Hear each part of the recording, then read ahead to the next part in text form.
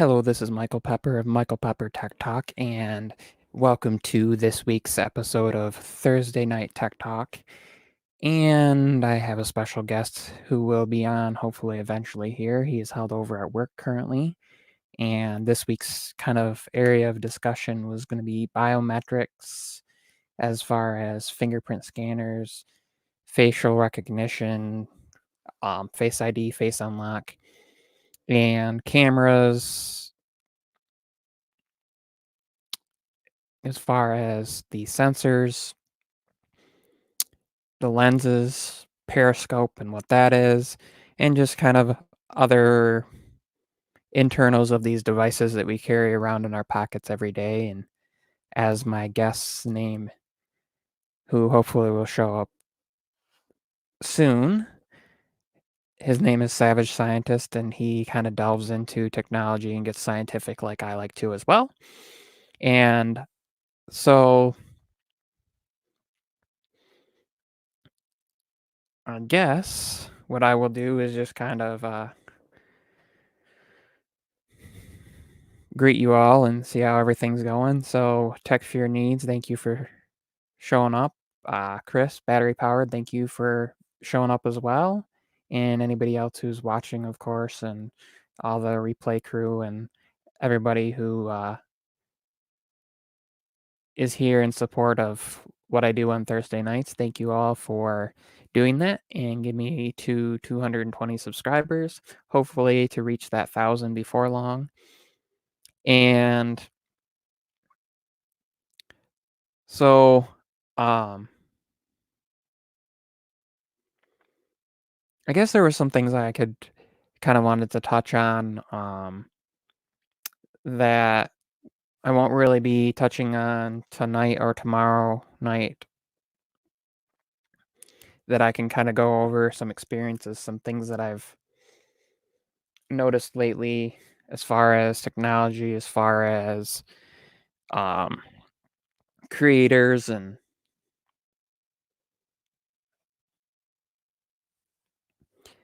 as far as this kind of community and things like that. And it's been an interesting couple weeks because I noticed that I'll be having discussions with people, and then all of a sudden the larger channels are talking about the same concepts, the same ideas of things. And it's cool to see that we're all in like-minded and synced up in mind like that, and that we can all support each other and have these great conversations for the most part. And there's been a little disconcerting stuff I know going on with people kind of not supporting each other, acting like they are, but not truly supporting each other. And I'm not calling out anybody in particular, but I just have noticed this, and it's been something of concern of mine, and I know of other people's as well. And so if anybody else is experiencing that out there, just let you know I'm here for you if you want to talk. I'm here for support and things like that. I'm here to talk, as I do at least twice a week with this, between this stream and Friday night stream with Battery Powered, and hopping in on other streams every once in a while and things of that matter has been really, really, really good. And it's good to form your own community and form your own experiences and show support for each other, and not let how others treat you or act towards you put you down. And so that's been really cool to see. It's been awesome to get to know new people through Twitter and connect with more people, and uh, develop these friendships, these connections, relationships, whatever you want to call them, in this community. So when I said Periscope, I was talking about the camera technology, not the app that is kind of dead. You don't really hear about it much. It's funny because when I was doing a little bit of research into how this technology works to make sure that I have my information straight, and it was exactly how I assumed. That was one of the things that came up. Periscope was the app that Twitter kind of owns. It's um makes me think of Snapchat and all these other um kind of short clip apps, Vine that was out for a while, TikTok, all those different niche kind of apps that allow you to stream little bits and clips and things like that. It's been interesting to see that because I've also seen that um, my carrier, T-Mobile, has now opened up the what is it called QB app, QUIBI, which is kind of they break television shows or movies or different things down into little clips, 10 minutes at a time. And it's not just like you can stream one after the other. They release them each week. So it's one of those you sit down and you watch part of an episode or part of a TV show, little bits at a time.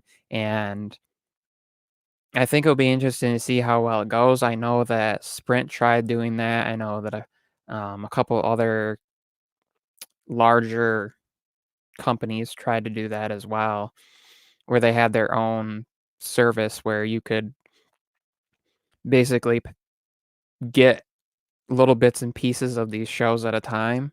And it's interesting to see just where all that's going. And um, I'm not quite sure how it will do. I know they're offering it as free to begin with. And so that's good to get kind of a feel of how everybody treats it, how everybody experiences it, how everybody feels about that. Um, Other experiences as far as services and apps that I've kind of come to be dealing with lately. Let me get is one of my favorite apps for editing that I use for all my thumbnails is Pixelmator. And if you haven't heard of it, it's kind of like a version of Photoshop, kind of a competitor to it. Originally, it was on the Mac. Then they got rid of it, and now it's and they developed an iPad app, and there's an iPhone version too. And what's cool is I had thumbnails that I had started on my iPhone, and I wanted to work on my iPad, and I could airdrop them over in a Pixelmator file. So all the layers and everything were there to be able to drag and move around my text layers, um, images where I dropped out backgrounds, everything's there. So I'm a huge fan of that. Also, Snapseed is what I use. So if you aren't already following me over on Instagram, please do so. That's where I post a lot of my images so you can see how well these devices perform as far as the cameras, because that's what I use over there.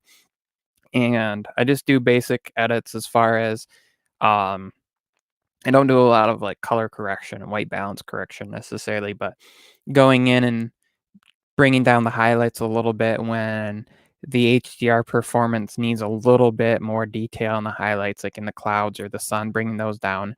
And when the shadows are lacking a little bit, you bump those up. And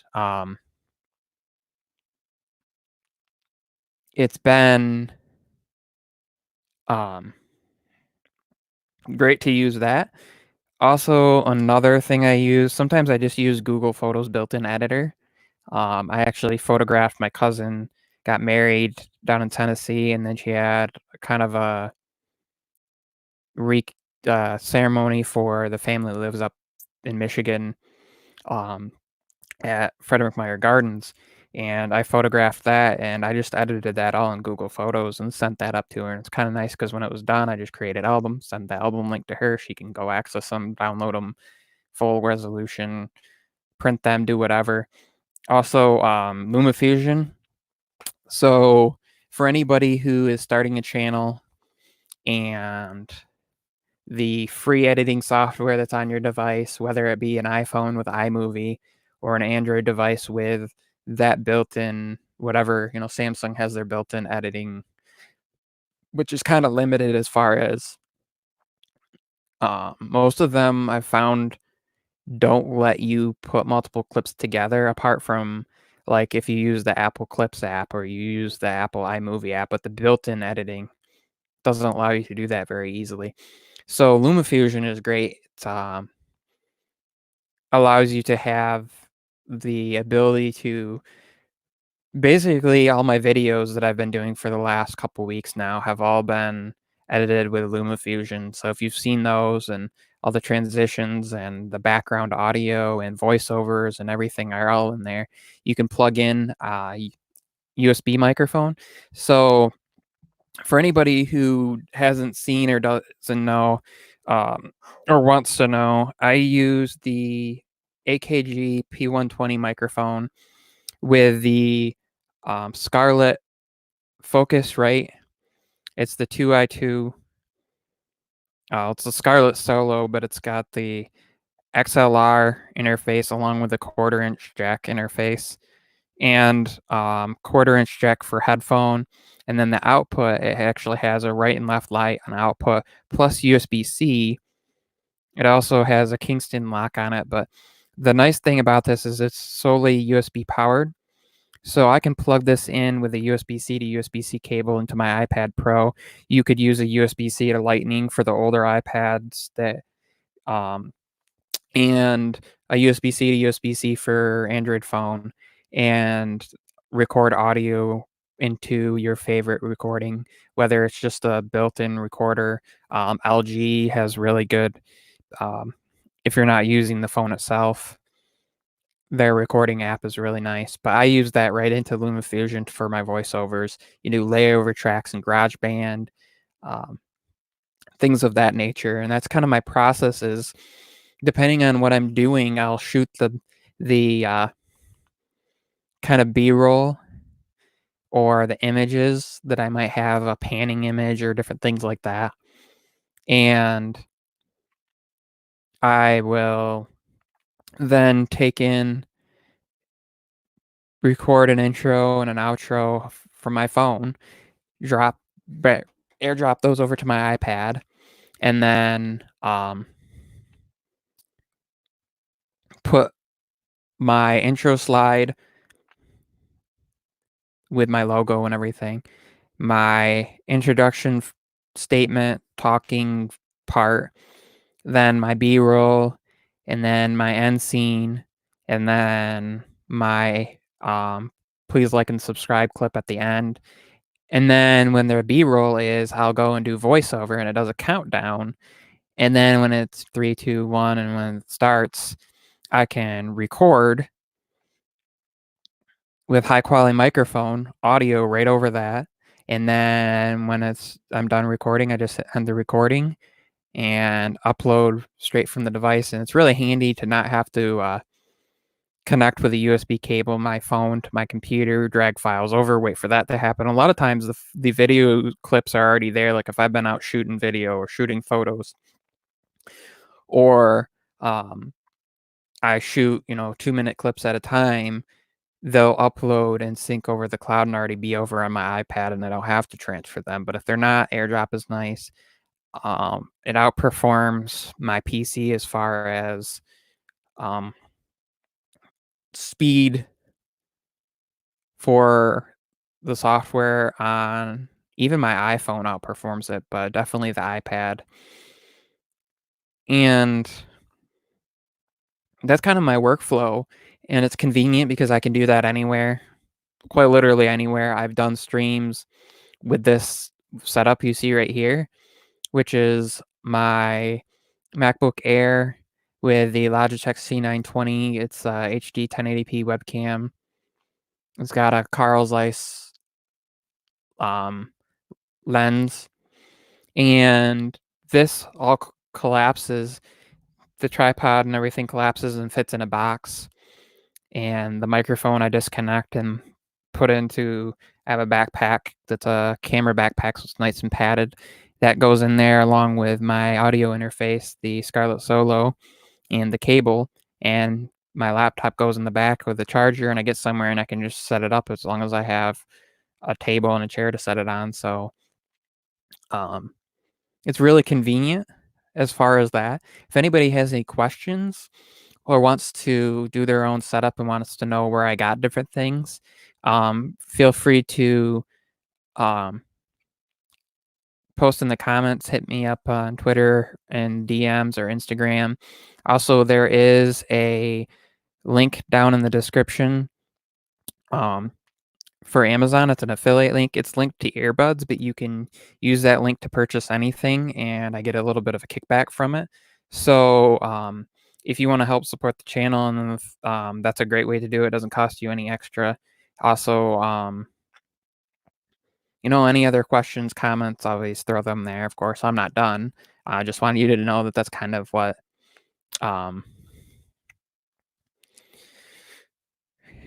one way that you can do some things. And one way to support us as creators is, of course, subscribing and liking, but also using those links, because most people don't forget they're there and things like that. And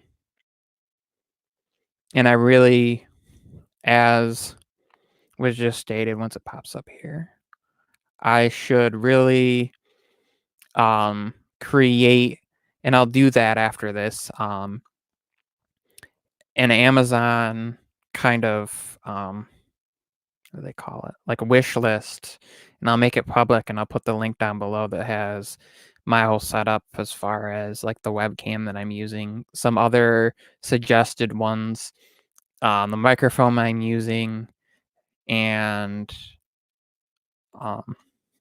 the stand, the cable, which has a lifetime warranty.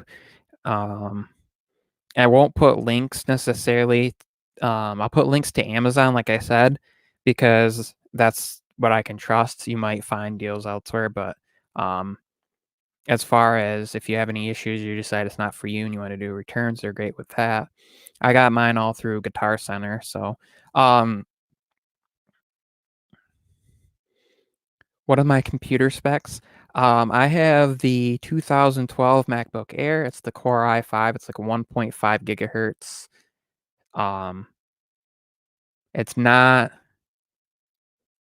I mean, it doesn't have to be anything super powerful. Since StreamYard does pretty well, I mean, you can run it from basically any phone from the last several years, as long as, it has a decent camera on there, you can run it. I mean, it doesn't have to. You can hop on with somebody from there, and it's but like I said, it's just the base model, so it's got like the 4 gigs of RAM and the 128 gigs of storage, and let's see, I think it's the HD 5000 graphics, 1536 megs. Got 4 gigs of 1600 megahertz DDR3. It's the 1.3 gigahertz dual core Intel i5. It's the mid 2013 model. That's right. I was supposed to get a 2014 model, and they actually sent the 2013 model, and I got back with them, and it was all good. Basically, they they didn't change much in those, so I'll have support for this for a while. As far as that goes, it's 1440 by 900, 13.3-inch display. So, and yes, for anybody wondering, my guest is at work, should be on his way. So I'm just kind of talking about how my week is. I was talking about how my week has been and my setup and things like that. And my goal is I have a PC that's actually right down at my knees that I built. It's in a what do you call it?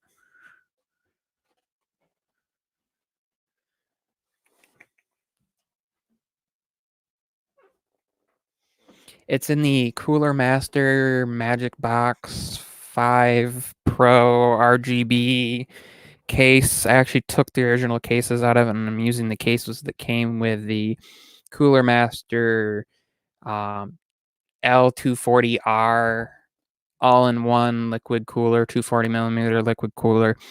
I have the Aorus X470 Gaming 5 Wi-Fi motherboard with the AMD RTX 2070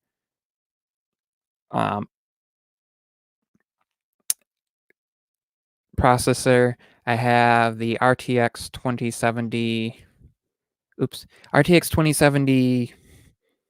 gigabit RTX 2070 graphics card, and my CPU is the AMD 2700X, 32 gigs of 3000 speed RAM and things like that. And so it's super powerful, but I've been having a little bit of an issue, and I think I need to upgrade my BIOS and and my drivers are all up to date. I actually use the app. If anybody's interested, there's an app called Easy Driver. I think it's $20 for like a year. It's well worth it. If you have a PC, you just use it, scans your system, downloads any of the drivers, and does your updates all through one app, and you don't have to go in and find them individually and things like that. But I think I need to upgrade some things because I've been having some Wi-Fi disconnect issues on it. So that's why I'm using my MacBook Air. But normally I have that hooked up to a 43-inch 4K Vizio flat screen TV. I don't even have to say flat screen. What am I talking about? TV that I got for super cheap a few years ago. I mean, now you can buy a much nicer TV probably for about the same price. I paid like $180 for it. Now you can get like a 55-inch 4K HDR spec'd out. I mean, it is a smart TV. It's decent. It's got some banding issues and things like that. But yes, it is a nice, powerful PC. I got a cheap Red Dragon keyboard mouse combo, but it's actually pretty nice. You can program. It has all different colors. You can program it for the mouse and the keyboard and things like that. And it doesn't have any of like the multicolor or things like that at one time, but it's pretty good. So hey, I think I see him.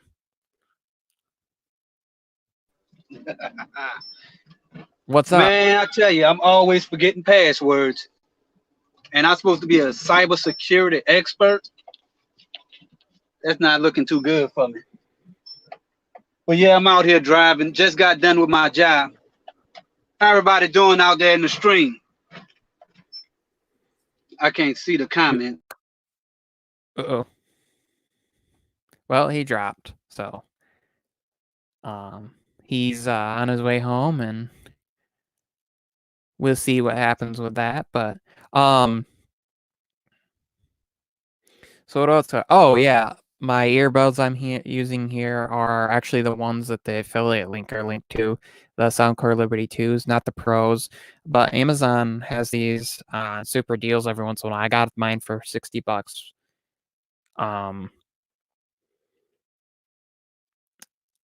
So those are good. I know that I've seen the white version of the Pros. I've seen those discounted. Those were on 150 normally, and I've seen those discounted by like 20-30 bucks off. If they get down as low as the normal Liberty 2 Pros, they'll get down to 100 bucks. If you want more information on those, go check out El Jefe Reviews for one. Go check out his channel. He does incredible earbud reviews. Also check out Tech Odyssey. He does some amazing stuff too. I think Savage Scientist is back. Yeah, I can't see the comments. Oh, let me see this chat button. Live comments. There we go. There we go. So yeah, we got battery powered, tech for your needs, and tech boner. I'm just saying. So, yeah, just I wanted to He keeps dropping. He must be out in the middle of nowhere dropping signal. Well, it's all good, you know, mobile stream.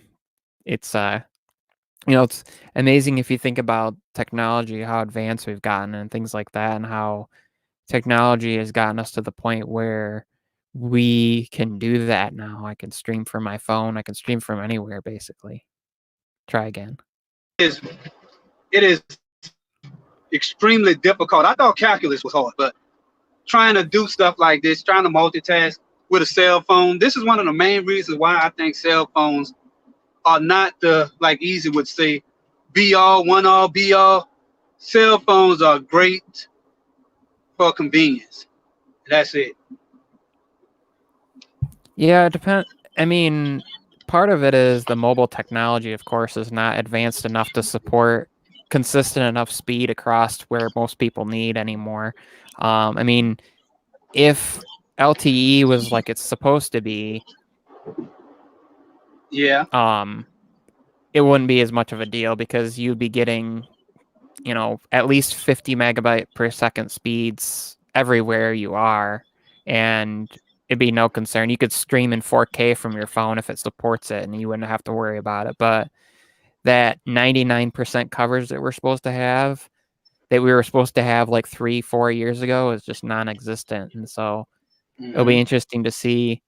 And then they're already moving on into 5G, and they're talking about 6G over in Europe and all this crazy stuff. And it's like, they need to work on, like I said in my rant, they need to work on what's going on now, not the future, if they can't even figure out what's in our devices currently, and they just keep adding more and upping it, and we're not even taking advantage of what's in there. I mean, we're not even taking advantage of the processing power that's in most of these devices. Yeah, these phones, I mean, it's just like, yeah, I mean, exactly. It's like a Swiss Army knife. I mean, I would not try to cook a steak with a Swiss Army knife. I mean, it's good for if you stuck out on the side of the road or something, and you need to cut some plastic around a jack or something. Anything that you know, if that's all you have, yeah. But a cell phone would never replace a DSLR, at least right now, and it will never replace a red camera, and it would probably never replace a damn good phone. Back in 1992, a AT&T phone, any of those good phones that big you put to your old brick cell phone, I mean, the call quality on those things was great. I mean, I'm not gonna lie, cell phones are making improvements, but it seemed like they putting too much of this other stuff. I mean, they were going overboard with some of the stuff they were doing. Like you could do the Minority Report on a cell phone to move windows and do all that stuff. That's not necessary. They should focus on making a cell phone good at something. And I'm thinking they're trying to make it good at taking pictures.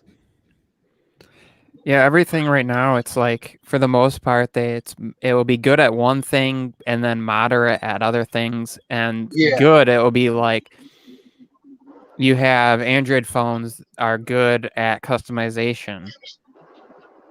Yeah, it is. And you still have issues with, like, yeah, you can charge the things up super fast, but there's still issues with battery life. iPhones have good battery life, and they perform pretty well, and they have, you know, as far as like longevity for like full on actual update support for 4 or 5 years, but there's no customization. It's the same device for like year and oh, that's pretty. Oh yeah, this is the bound and carry spillway. Yeah, and I do agree with you with the customization. I mean, these phones are I mean, they starting to strip away a lot of the customization options we used to have. I remember like Samsung is just now releasing the Bixby button to everybody to be able to do different things with it.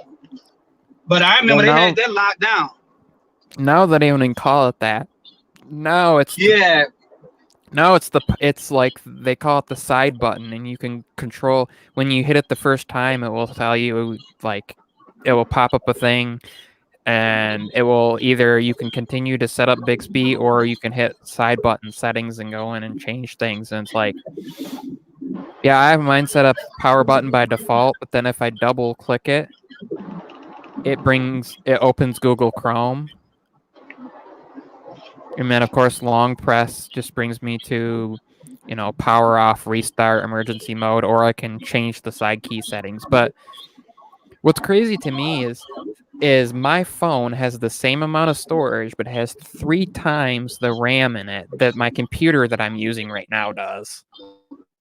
Like, You could do a lot more on your computer, right? You remember back in the day? Kind of. All right.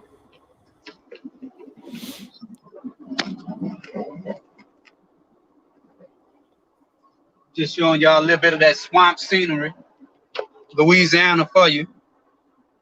Yeah, I also have the comments on the screen now. We got Tech Bonus saying, he haven't seen anything spectacular with 5G. I think 5G is still in the infancy stage. Well, it's just rolling out, and the crazy thing is, like, the only thing I noticed, we took a road trip, and we headed kind of north from here, northeast of here, and that direction, it was weird because I get some 5G around here, and I'll get like full bars and stuff, but it won't be any noticeable difference than like if I pull up a device and go on LTE at the same time. But up that way, I did some speed tests, and it was kind of noticeably different. Like, I'm talking about like 50 meg up, like 50 meg and more for upload and download speeds versus like 5 to 10 on LTE and like 1 or 2 bars on LTE and full bars on 5G. So, all right. I mean, it's not anywhere near what 5G is supposed to be, but it is a noticeable difference, because that could be the difference between being able to stream something in like 480p versus streaming something in 1080p or 4K. Yeah. And it could also be the difference, like you're headed down the road and you need to download a couple apps real quick or a couple episodes of something. That could be the difference, because maybe you only have signal for a little bit, so it's better to have at least a better signal, but it's nowhere near what it's supposed to be, and it's nowhere near the potential. I mean, 4G LTE is nowhere near the potential of what it's supposed to be. I agree with that. I don't even think we had the potential of 4G, just like you said.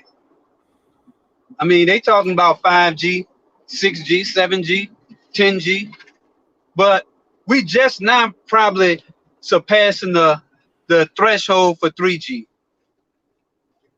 And I will have to take a look at the IEEE specs on it, but I'm thinking 4G LTE is all this stuff we call in 5G now. You could do that on 4G LTE. And once you, like you said, once you start getting into stuff like 100, being able to hit 100 Mbps, then we talking. The stuff that's once it could start rivaling Wi-Fi. And I'm thinking that's the point where 5G is here. I did a speed test the other day and only got about 36 megs per second on AT&T network. Well, and it had this little fake 5G thing in the corner. What you were saying? Well, it's funny because I'm doing some looking here, right? And they were saying that that LTE originally was only supposed to be like 50 meg up and down speeds, but like I was over near the Thumb in Michigan, up over near Lake Huron by Bay City, and I was getting 175 down and like 75 up, and now they're talking. And you were Some of still the on things 4G LTE. that was on LTE, yeah. Yeah, so That was that's with exactly. I mean, my numbers were definitely off, but yeah, and that's still on 4G LTE. Really, they could have started calling 4G LTE 5G. well, and the crazy thing though is that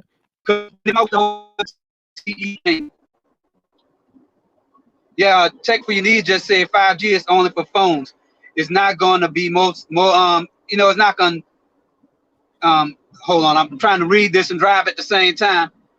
he's saying it's not only for phones, it's going to be used for medical stuff and things like that. That's true. Eventually, it's for IoT. It's for all the devices. The idea is that everything can be connected, and because 5G has lower restrictions as far as like number of devices that can be on a single tower, you can have way more on 5G technology than you could on LTE, and so it allows for a lot wider bandwidth and things like that. But what's crazy to me is, one of the things I was reading is they're actually saying that LTE now, Verizon actually had 4G LTE tests that were hitting upwards of like about 1.5 gigabit speeds on LTE. And I remember, I think it was when the iPhone 10 was announced that one thing Apple was talking about was that the LTE speeds for the chips that they were using for the modems were supposed to be able to hit like 1.4. And now 5G, they're saying that we can hit, you're seeing 2-3 gig speeds. But what I was seeing the other day is that 5G is supposed to be able to hit between 10 and 20 gigabit speeds at like the potential maximum speeds of that we'll see, because like in Europe where they're testing 6G technology already, they're talking about 6G.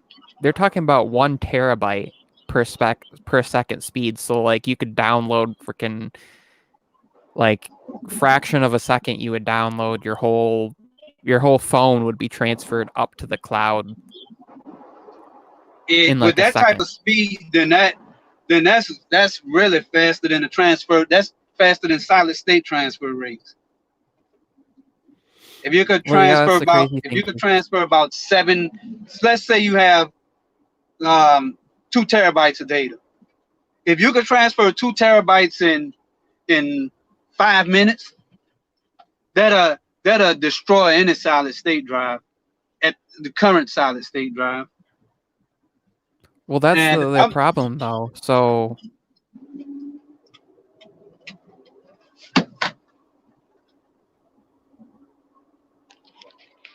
what you were saying? I was saying that's the only problem with that though, is that, so if these speeds are that fast, what are they you're going to be limited by the speeds in which your storage can transfer though. And really, like, you can get as fast as you want over the air, but if you get anything faster than like 7 gigabit per second speeds, well, 7 gigabytes, which would be 56. Yeah, because it's 1/8. So technically, you're talking about gigabit versus gigabyte. But anyways, 7 gigabytes per second speeds, which is what some of these like NBAT2 NVMe drives can transfer at. Yeah, What good does it do so you? so Because you can't you even just said store it. Yeah, so disk transfer rates is measured in bytes, and cell phone, I mean, like the internet, all the wireless transfer and you know network traffic is measured in bits. That's right. So that means it's even slower. And yeah, that's what people don't realize. yeah, that is like, true. They're So that's why they can make it sitting at sound all home. good. Like, oh, you getting Well, 1,600 megabits per second, and you know, so you divide 1,500 by 8. That's how many megabytes you're getting per second. So yeah, that is a great way of looking at it. that's what people don't see. Like, you're sitting here and you get gigabit speeds. That's only 125 megabytes per second. So it will take, 8 seconds for the comparable.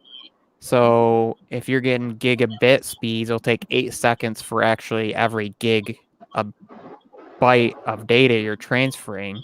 So if you're talking about 1,000 terabytes, you're talking about 800 seconds at that speed. So you're talking about 120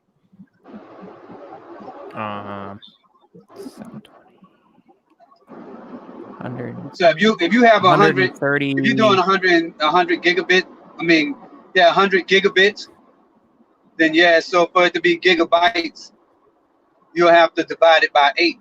I'm guessing, and that's gonna slow the speed. Oh well, yeah, you can multiply it by 8 to get the speed per bytes. Or you could take your disk at home and I guess you're gonna divide that by 8 because you're looking for speed gains. So you're gonna divide.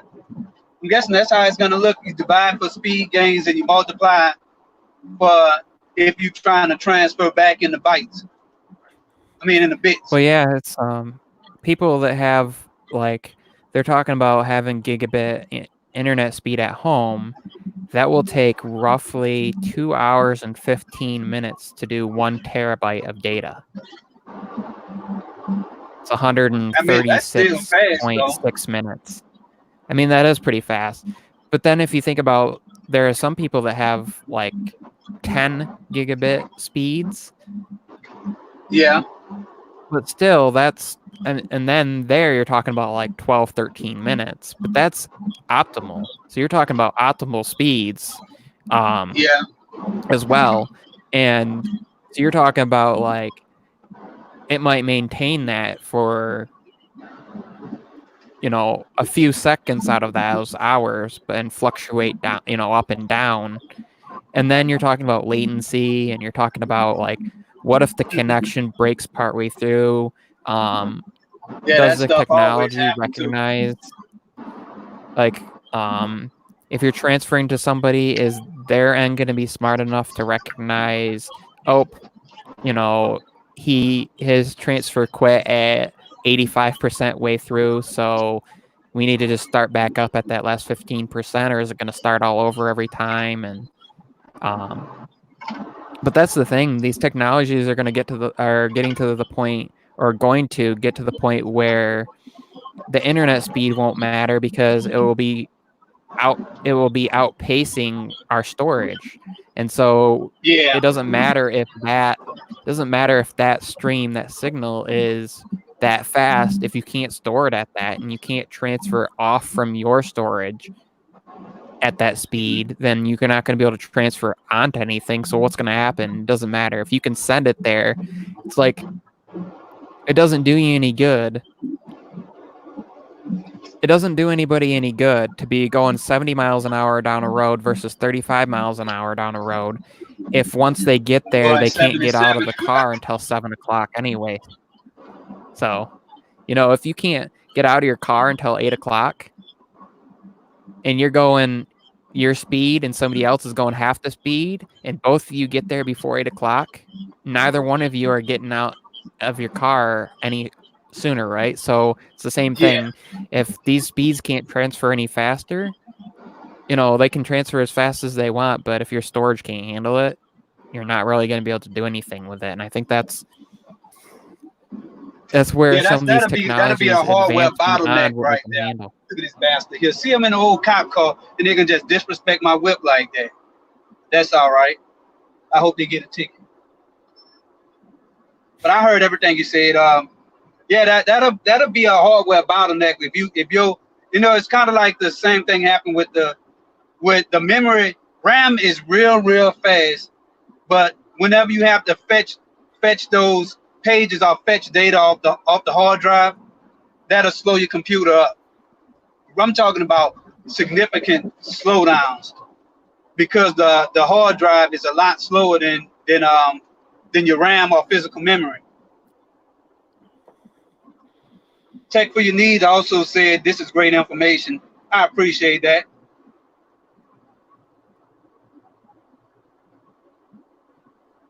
Yeah, people are enjoying the discussion, which is always good to see. So that's what we're here for. Oh yeah, we here for this. And going back to something earlier where I think Battery Power was saying something about how powerful your computer is. Yeah, I did hear the specs on your computer earlier. Yeah, man, that is a good computer you have. Yeah, I have an old computer. I have two old computers. I have a Surface, and I have an old Dell computer with a 3770 i7 processor. That was a beast back in the day though. But it's still kicking. I threw a solid state drive in there, 256 gig solid state drive, and it's doing what it needs to do. And I tend to focus more on having a decent computer. I'd rather a better computer than phone at this moment, because you can't run full-blown Photoshop and Premiere. I mean, you can't run full-blown software on a phone right now anyway. Not natively, no. You can do it through like VNC and some of like remote desktop and some of these things, but you still got to either have your own device that it's on or like use a service that provides that type of thing. And it's like this whole gaming in the cloud thing. But the problem is you're now limited by your connection. You're limited, like, if you don't have a good enough connection to connect to those servers, then your experience is going to be bogged down. Yeah, that is true. Because we do experience, like, you go on Steam and play some games, and like if you do a speed test, it'll tell you if your connection is good enough to run some of these games. And Fortnite, I don't play none of that crap. I used to be good in Fortnite. You know, I got my first kill and thought I was the best until I got really just murked every time I tried to play it after my first kill. So now I get them in something old. Give me some old Street Fighter or some goddamn Tecmo Bowl. I break their neck when it comes to that kind of stuff. But yeah, this new shit, I'm still trying to wrap my hands around these new games. Yeah, Kalonji, what's that? Kalonji Hodge? Let me know if I'm saying that wrong. I mean, he said he's not a fan of cloud gaming either. Cloud gaming is gonna be a thing. Probably gonna be. I say the PlayStation 8 might probably be a cloud-based service. And I don't know. We never know what's gonna happen in the future, but it just seemed like the gaming industry is changing. Hardware is changing. This is a good time to be in tech. But I'm no fan of cloud gaming either. I'm trying to get there, but I'm 42 years old, and I'd rather write a book or teach somebody how to write a game than to try to play them. We got the doctor in the house, Dr. Donna Walters. She knew you by your voice. Oh yeah. She could hear me. Oh, the screen must be just showing the road. Yeah, how you like that, Louisiana? No hills at all. This is the flattest state in the world. It's like somebody done took a lake and froze it and covered it with cement.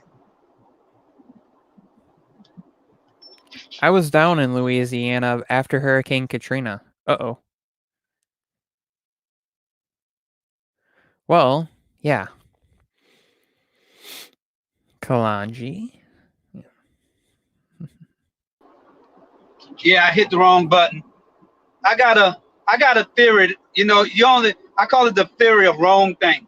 You only have three things that could go wrong. You either could go the wrong way, do the wrong thing, and the third one, wrong way, wrong thing, and wrong time. Anything wrong gonna be one of those three.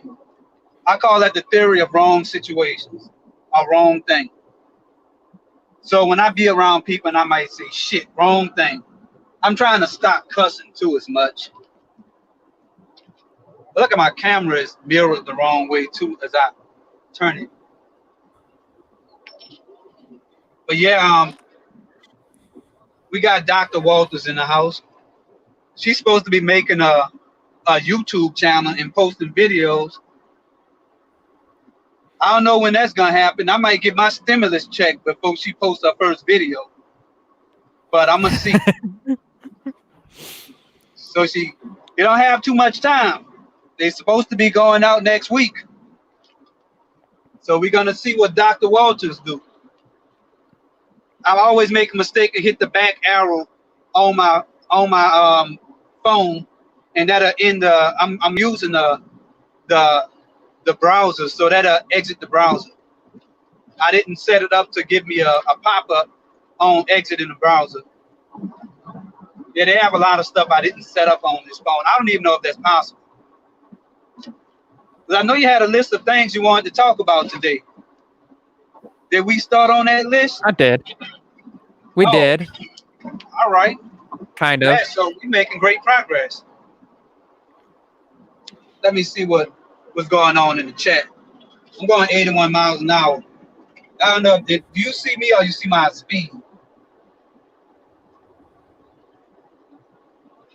I just slowed it down. Oh yeah, so Battery Power just said that she got a new phone. Yeah. Dr. Walters, she is kind of like a spy, a tech spy. She should call herself Dr. Tech Spy. Dr. Walters, the tech spy, because she don't have a profile picture. She know everybody in tech, but she don't have a channel. She kind of like the female version without a picture of LB or some of these other people out here. And everybody know her. She need to start putting some videos out there. She must be making $100,000 a year that she be like, oh, she gonna buy all these phones. She don't care. She well, I know she had gotten a phone and then she had a bad experience with it and had to return it and had to deal with that with like her credit card company and some stuff like that. Now she's trying to figure out what to get to replace it. And you know, if she's doing the smart thing where, you know, if this is going to be the one device that she can get and invest in and use for doing her videos and stuff, doing the research to make sure she gets the right thing and doesn't just hop into it like some of us. But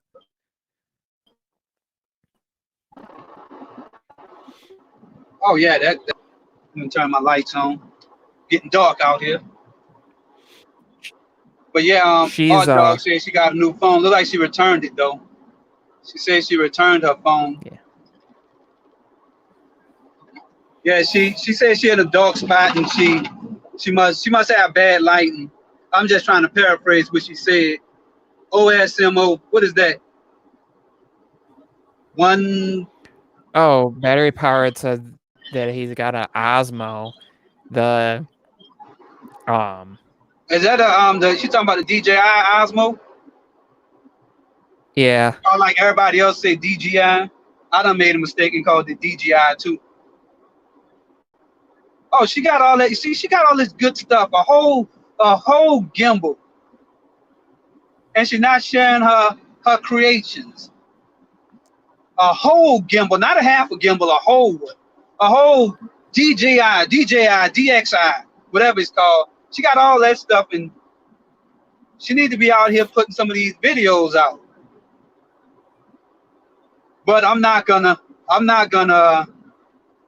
pressure you. You're not under any pressure, even though I'm kind of pressuring you. Cause I know she could make some great videos. She's like the man behind the curtain from, The Wizard of Oz. Yeah. Everybody knows she's there. We've heard her voice, but we haven't seen her yet. Oh, she's selling it. Look like she got a DJI for sale. You see, I just said DJI. No, she said she needs to get one yet. Battery powered was talking about having one. Oh. All right. I thought she had one. No, she's been working on. Apparently, she had gotten another phone, and that turned out to be a POS as well. And so she's trying to. It's like exit 187. How long is your drive home? I'm driving about 60 miles. I made $300, $360 today on this app called Hello Tech. And I had to go in this guy's house today. I had to go in two people's house today. To one house I had to mount a TV. It was a new construction, beautiful house. And the second one was a remote control job I had to do. Had to set up a Logitech remote control.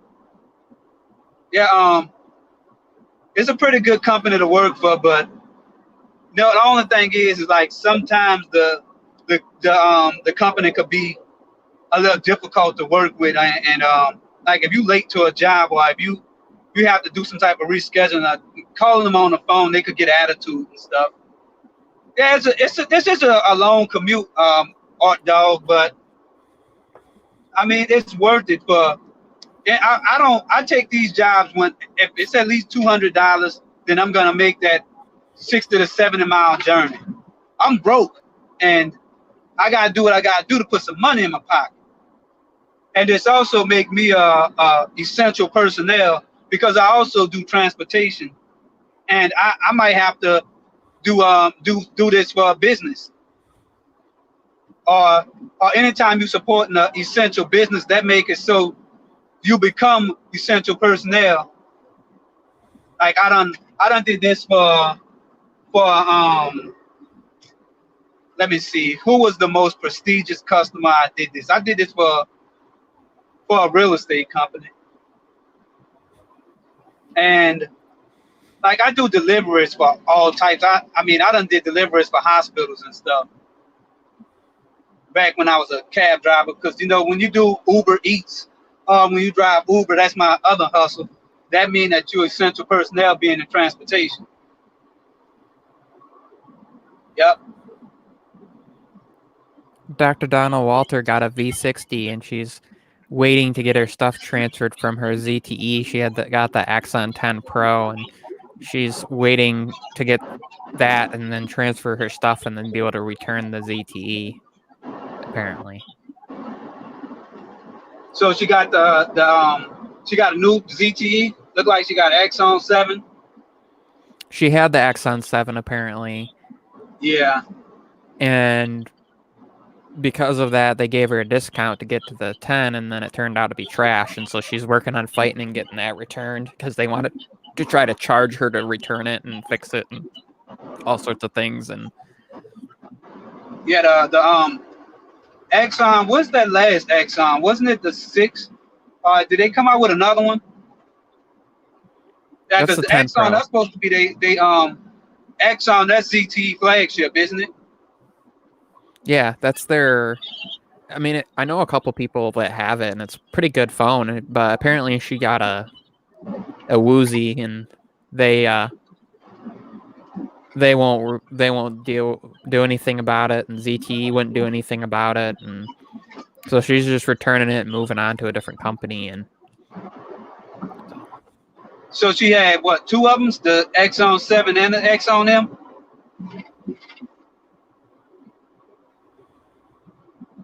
Because the only ZTE phone I had an old food stamp ZTE phone, and it didn't last at all.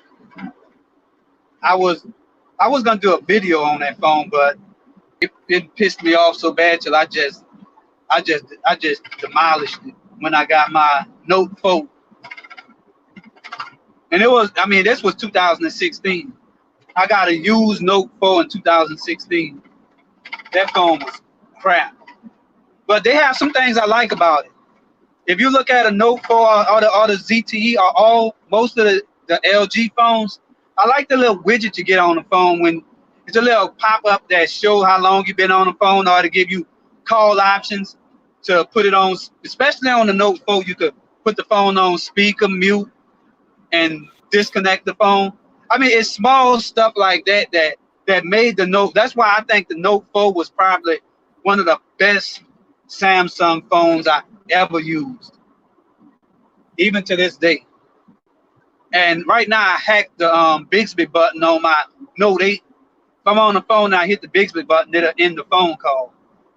And I think that is one of the coolest things, because I done been in those situations where I'm on the phone with somebody and I say goodbye, and then I make a mistake and didn't hang up the phone. They still talking in the background.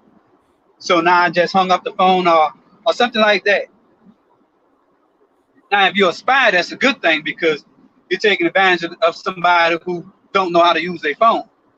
And you can hear if they're saying something about you in the background. I mean, after the phone conversation. But in my situation, I just hit that Bixby button. Even by mistake, I end the phone call on somebody. But it's a good hack. I had that with my Note 9. I had that. Years old? Oh, I didn't mean to cut you off. What you were saying? Oh, I said I had that with my Note 9, where I had the button set up. I had it set up. The single click was to Google Assistant, and then the double tap I had set up to open the camera, I think it was, or something, because half the time the double tap on the power button wouldn't work like it's supposed to open the camera. It wouldn't work, so I just set up the Bixby button to double tap to do that. Plus, then I didn't have to worry about, like, if I double tapped, it would open something else up. All right.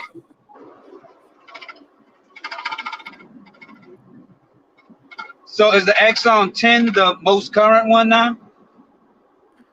Yeah, the 10 Pro. All right, because that was Dr. Walters just said.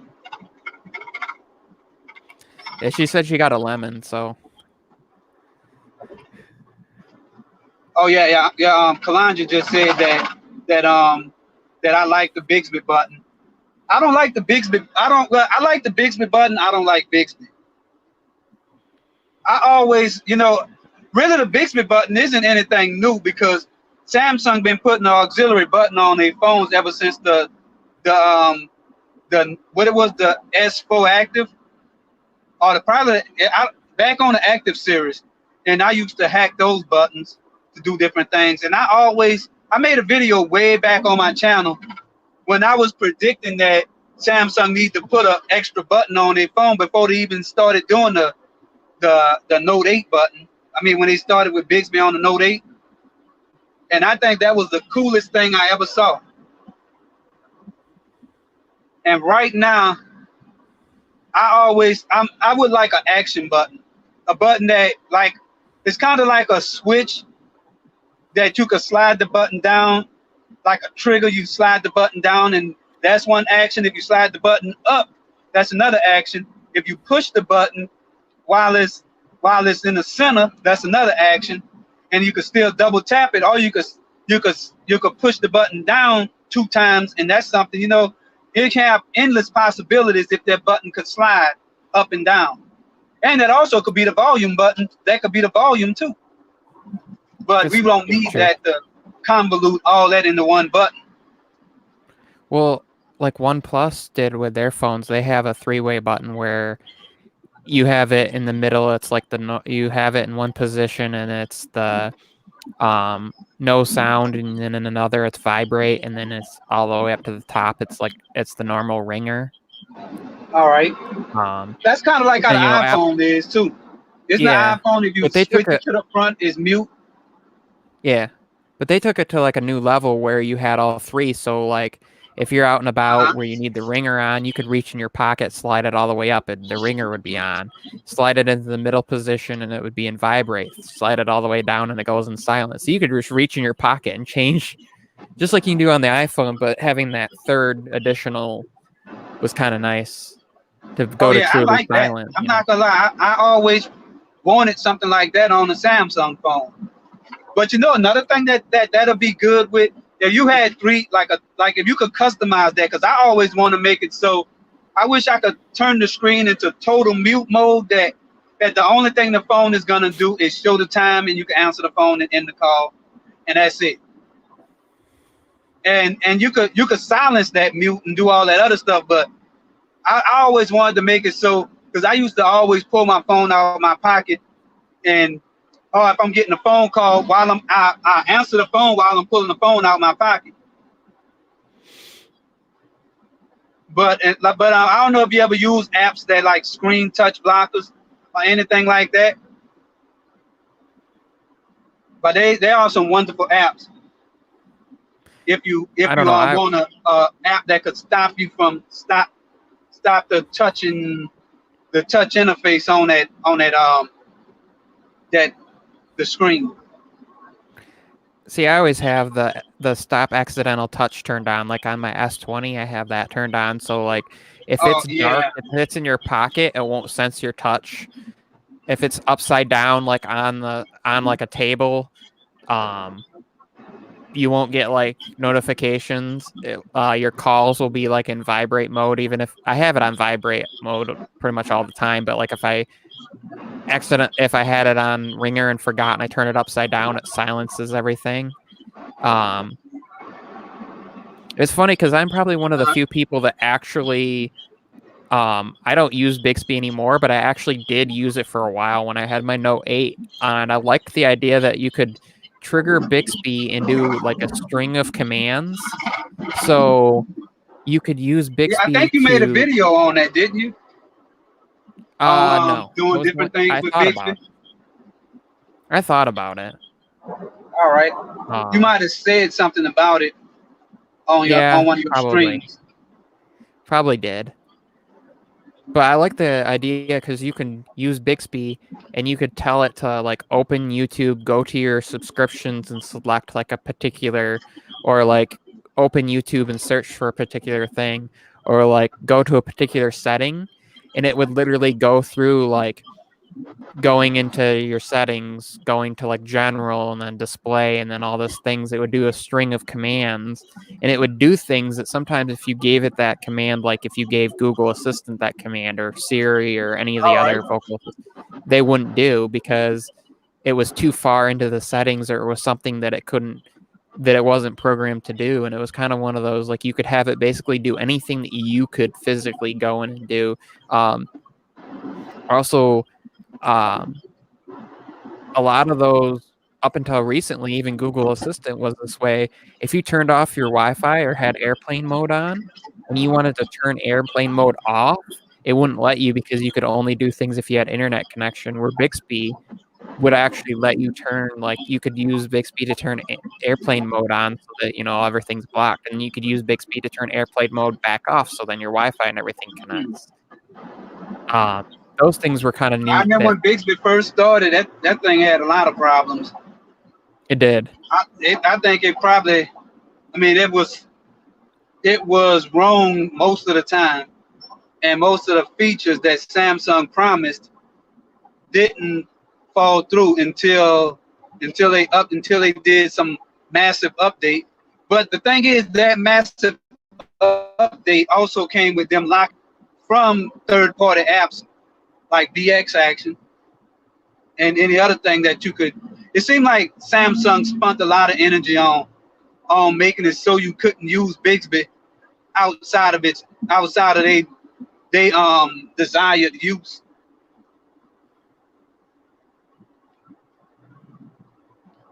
That's true. They did. But what was funny to me is, you know what the number one thing I used Bixby for was? Turning my flashlight on and off.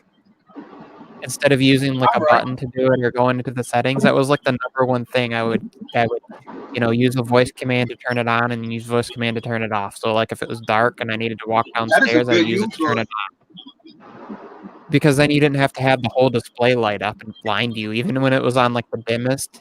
So it's the middle of the night and you don't want to blind yourself, you could just use your voice and turn it on and turn it off, and you're not having that display shining back at you. And it was nice, but Uh-huh. then it got Oh annoying yeah, because that is a Bixby good. would think I was talking to it when I wasn't really talking to it, and trigger all the time, just like Siri and Google like to do sometimes too. That's the thing I don't get. Like TV shows are awful with that. Google will get triggered all the time by like the TV. Oh yeah, and especially if it's because on some of those TV shows they'll say something and then your phone will do the same thing. You know, I always looked at like how you going back to how you was using that button, like when you put the phone down. Just imagine if you could get that mode just by switching a button. That mode that lock your phone down. Yeah. Because I'm at times I do want to see some things what's going on my phone, but I don't want it to be fully functioning. And I do like the idea of being able to use stuff like Bixby and Google Assistant to do a lot of those things, especially if the phone in lockdown mode. You should be able to customize it so you could just give it commands instead of and instead of making mistakes hitting stuff with your hands and turning on all kind of other stuff. So kind of like how these smartwatches will have like the low power mode where you just get like the time and basic function, but on your phone, I think some of them have Yeah, that, but then yeah. when you switch it on at the pane, like they have like an easy mode, but Uh-huh. then you lose a lot of functions too. So it looked like Art Dog and Dr. Walters. They trying to find out what's the best phone. And like he is saying, the V60. I mean, Oh no, I heard Dr. the Donna Walter V60 was is pretty talking good. about Yeah, the she was talking V60. about she got a buy one get one deal. Yeah, and all right. So yeah, with the V60 and what else? The two V60s. Yeah, that she got two of them because they had a buy one get one deal, so it ended up being a pretty good deal for her. Plus, Look they at that gave her tailgate in some action other right deal there. for like 85 miles an hour tailgate.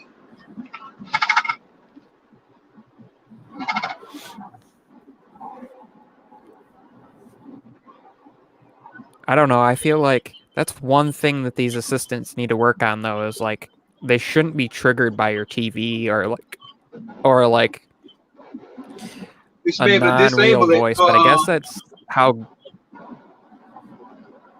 I don't know how good the voice recognition is on those smart assistants. I mean, 'cause that's I still think advanced there's a stuff. lot You'll of. get a lot of false positives because if you decide I, to change your voice and talk to it like this, it might not pick that up. Or if you have a cold or something and try and talk to it, it might not pick that up. So I'm wondering, is that just part of the of the trade-off you have to take whenever you use these smart assistants? it is because I'm not the a only big way fan around of that. all that talking to the phone and all that, Alexa and all that. But I do have to set a lot of those Well, up. your only way really around that is a physical button or something, or like triggering it with a Yeah, gesture or whatever. If you you have know a that cold that'll or be your pretty voice is good. messed up, it won't recognize. Yeah, if you can Is have to a trigger use. on it, a trigger. But yeah, because back I remember back at one time you did the only way you could talk to to Google is to hit that little app, that little microphone app back when it first started. Look at this phone bastard right here, too here. busy looking instead of looking at that road. They got some nosy people here in Baton Rouge. Like this guy. Why you gonna look in here? Man, I like this car. I mean, this car is an adrenaline rush. And people get out the way when you're driving an old cop car on the road. That's true. But yeah, that is a The good deal LG too. G8. With the LG G8, I have one of those too at home. The button on the left-hand side by the volume buttons, it's the Google Assistant button. Uh-huh. Like I said, so you don't have to worry about triggering it. You just hit that and say what you're going to say and don't have to worry about if it recognizes your voice the or G8, not. yeah, It's nice. I like that, but isn't that on the G7 too? I think they so. have that. The only problem is how many times I accidentally hit that button instead, because the power button's on the opposite side, and then now I'm used to all my phones having the volume and the power button on like the same side, with the exception of my iPhone. But like I the kind of rest miss of the them, it's button on volume top and of the power phone, on the like same the older side. iPhones. I think I had Yeah, and the the iPad LG still have it Evo. I upside used on to the like top. that. Yeah. No, yeah, the old iPhones. But yeah, but if you have You want 3 or 4 to different talk about phones, you're gonna be in trouble trying to remember where that button is. Or it won't have trouble, like real trouble, but you'll be hitting the wrong button because you have a different phone.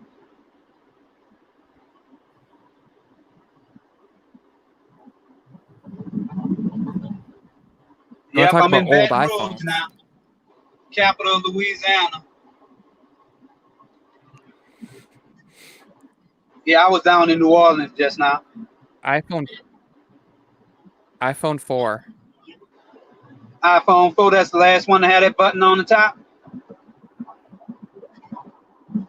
Oh, I don't know about that, but that's what I have. I have an old iPhone 4 still, and it still boots up. It still works. It's just really slow. Oh yeah. Yeah, it seemed like all that RAM is useful on these phones, because it's something how you can't run like you thought to get an old Note 4 and try and run a modern app on it, and it's gonna crash and just perform terrible. So all that RAM do mean something, but it's still a mobile operating system, and you probably could still run all that crap on run all that stuff if you could run an Android emulator or an iPhone emulator. You don't need as much RAM as you need for the phone. It's true. Somebody asked a question earlier about the whole touch buttons for volume control on the side of these phones that they're doing. Some of these Chinese phones that are doing basically you can press on either side of the phone and use it for volume up, and it will bring up like a volume slider. Yeah. And I think it's an awful idea, because for one, with Android, there are functions that you need where you have to press down the power button and like the volume buttons when you boot up if you need to clear cache or do different things like that. So you're getting rid of something that, and then if you have a hard software glitch, those button combinations, you're Yeah, not I'm going to be not able a to fan do of that that if the crap hardware is either. not there. Yeah, I don't like all that. I think that's overkill. Squeeze the side of the phone, and then you get into a slider. What is that, Xiaomi, one of those companies with the wraparound display? That is a beautiful phone, but I'm not really the a Alpha? fan of the one with the wraparound. The display is about what, $1,700-$1,800. the display wrap around to the back of the phone. I think that's a Oh, the one that's Xiaomi. almost $3,000. Oh, it's 3,000. Yeah, Oh, damn. it's like $2,700 or something like that for that Alpha. Yeah. Now I think, I mean, now that's a gimmick, but I think I would rather that. But I don't know. I mean, just imagine getting a case for that. But I don't really like how there's no buttons on the side. I mean, they could have just wrapped the display around the side on one side and had, instead of putting the camera on the side. I mean, like, it's kind of off center, so the display wrap around the entire phone. I would have said wrap the display around three sides, and Oh yeah, then you because can they have the did that buttons where it on the goes other all the side. way on the back. They did it Yeah, where it goes all the way around the back for yeah, where it go the all the way camera around. is. So and then it kind of it can wrap around both sides of the phone. I mean, it's a beautiful phone, but it has that thing where you have to hit the button to get the you have to hit the button to turn the volume up, or somehow you have to hit something on the phone, and I don't like that either. I think it's terrible because sometimes you might want that granularity of being able to hit the button a few times, and just imagine you want to instantly mute the phone or turn the phone up or down while you're in a conversation. Now you have to go through all that trouble of hitting the button and finding mute on the thing. That's a lot of stuff to do, and I wouldn't like having to do all that. Well, and if you're driving and you need to turn the volume up for your speakerphone, you got to look and make Yeah, sure you're putting your thumb on the slider and sliding up. That just seems dangerous. yeah, that's too. Or like, It's something that in HCI, human computer interaction, it's called CPA, clicks per action. And I just measure how many clicks and how many different things you have to mess with to get the desired result. That's why back in the day when you had one button per function, stuff used to work, and you didn't have a lot of people having problems with because you don't have to go through 3 and 4 different menus to do something. It was real simple back then. well, and the other thing is, what if like you have that phone in your pocket, you have Bluetooth headset connected or headphones connected or whatever, and you're out for a walk and you want to turn the volume up? Oh yeah, There's no it's gonna be hard physical to turn that button. volume up. So how are you going to turn volume up or down, or like your phone goes off and you're using Bluetooth headset or earbuds or whatever and talking to somebody and you can't hear them, so you need to turn the volume up? You better hope that like your headphones or your earbuds have volume control on them, or you trigger your assistant and use it to turn the volume up, but then all of a sudden it's too loud, so now you got to do it again, and that interrupts whatever you're doing. And just give me the buttons. Like, don't take away things. It's the same thing with like that headphone jack. Don't take that away. Yeah, it's a lot of stuff They already did, but missing. like, or the charging. I guess the charging port is more my thing. Like, don't take that away. What's the point in that? That's the last port that's there for people to plug in headphones with an adapter or plug in like. So if they take the charging port out, whatever, then it's gonna be wireless. Everything's gonna be like you can just have to keep one of those like a QI thing around everywhere you go. Oh yeah, the Qi charger. Oh, and how do I plug in, like, for example, how do I use my microphone with my phone if there's no physical port to plug like the box in? Like right now I can plug my microphone in with a USB C to USB-C cable into my phone or my iPad or whatever. But if those ports are gone, how am I going to plug it in? Like, is there going to be some sort of interface like that I can set it on a wireless thing and it will allow me to connect wired things to like a hub of some sort? There's a lot of things that are necessary. Like that Apple didn't Apple To supposedly, connect. I mean they had a this charging, the what is it, the Apple charging Oh, pad the that air. never, Yeah. But they there's a lot of promised like it. data transfer stuff that it's faster over wired, and your wireless speeds are going to be limited, and you're also going to be limited by Oh the yeah, device the other like person taking has if you're just doing taking wireless, or they're going to have to download some recovering data app. too. Or well, and then and then also, what about as far as like if I have an Android phone and you have an iPhone or vice versa, and I'm trying to transfer stuff to you, we're gonna have to find some app that's available for both of them and hope that it at least uses like some Wi-Fi direct connection to be able to transfer fast enough. And um, there's there's also wireless charging. Somebody kind of mentioned this in the chat too. Adam in the chat mentioned that Linus Tech All Tips right. did a video about the true wireless charging where um, it used like almost like a Wi-Fi hotspot, but you could charge anywhere. Isn't that like something like one of those experiments like air charging? Yeah, it's the thing that concerns me is if ever you're transferring electricity through the air, what if like if you have some sort of implant, could your implant inadvertently pick up that frequency and you get electrocuted? I mean, is somebody's pacemaker going to get shocked because, it somehow converts that frequency? Or there's all sorts of concerns that I have with, and it's very limited. It's limited to distance, it's limited by frequencies. If something blocks it, a lot of them used light, so if something blocked it, or like at night you couldn't use it Hmm. if you didn't want to have some light in your room.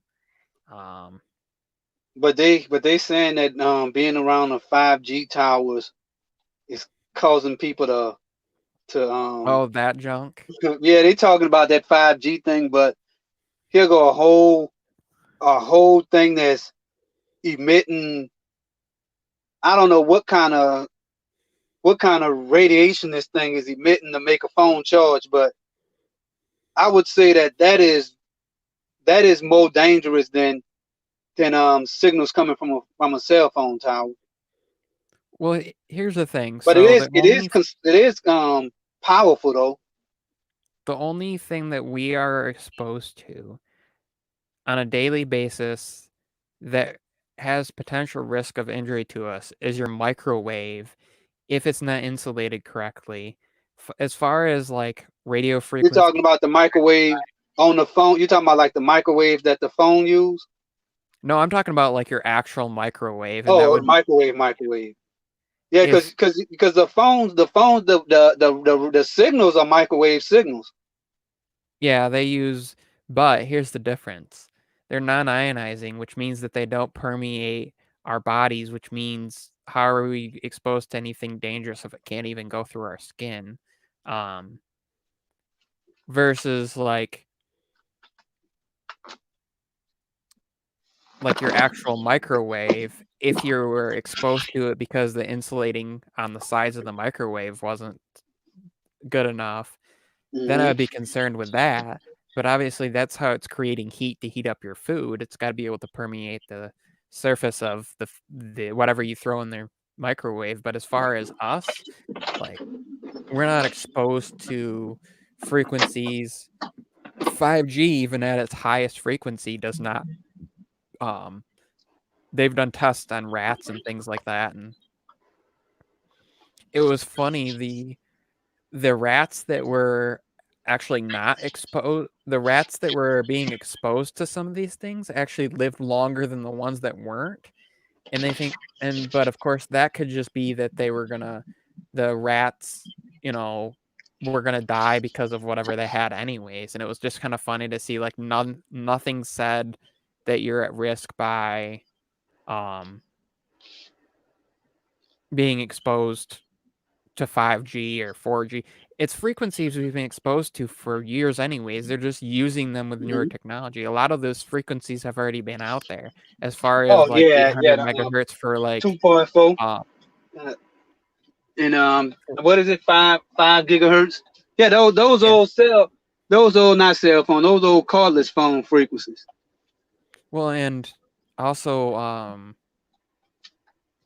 frequencies that have been used for 4G LTE and for television and radio and all this stuff. It's like those frequencies have been around for years and people Yeah, aren't I'm not getting like I don't have 5 arms and 3 eyes and 6 ears and you know yeah.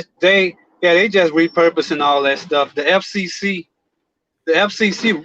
regulate all that, regulate all those frequencies anyway. Altered Tech says if 5G kills rats, they need to install a tower next to his girlfriend's house. Oh, you're gonna get yourself in trouble, Altered Tech.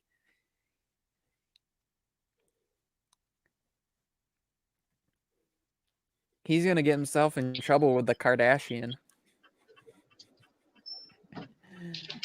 Let's see, 5G kill rats. They need to install a tower next to next to his girlfriend house. I'm passing my girlfriend house right now. The lieutenant governor of the state of Swampland. She pissed me oh off all the my. time. Hopefully she's not watching this video. But yeah, we stay on the same street. So yeah. But yeah, 5G towers kill rats. Well, I know they don't have no 5G towers around here in the ghetto because they got a lot of rats around here. Yep.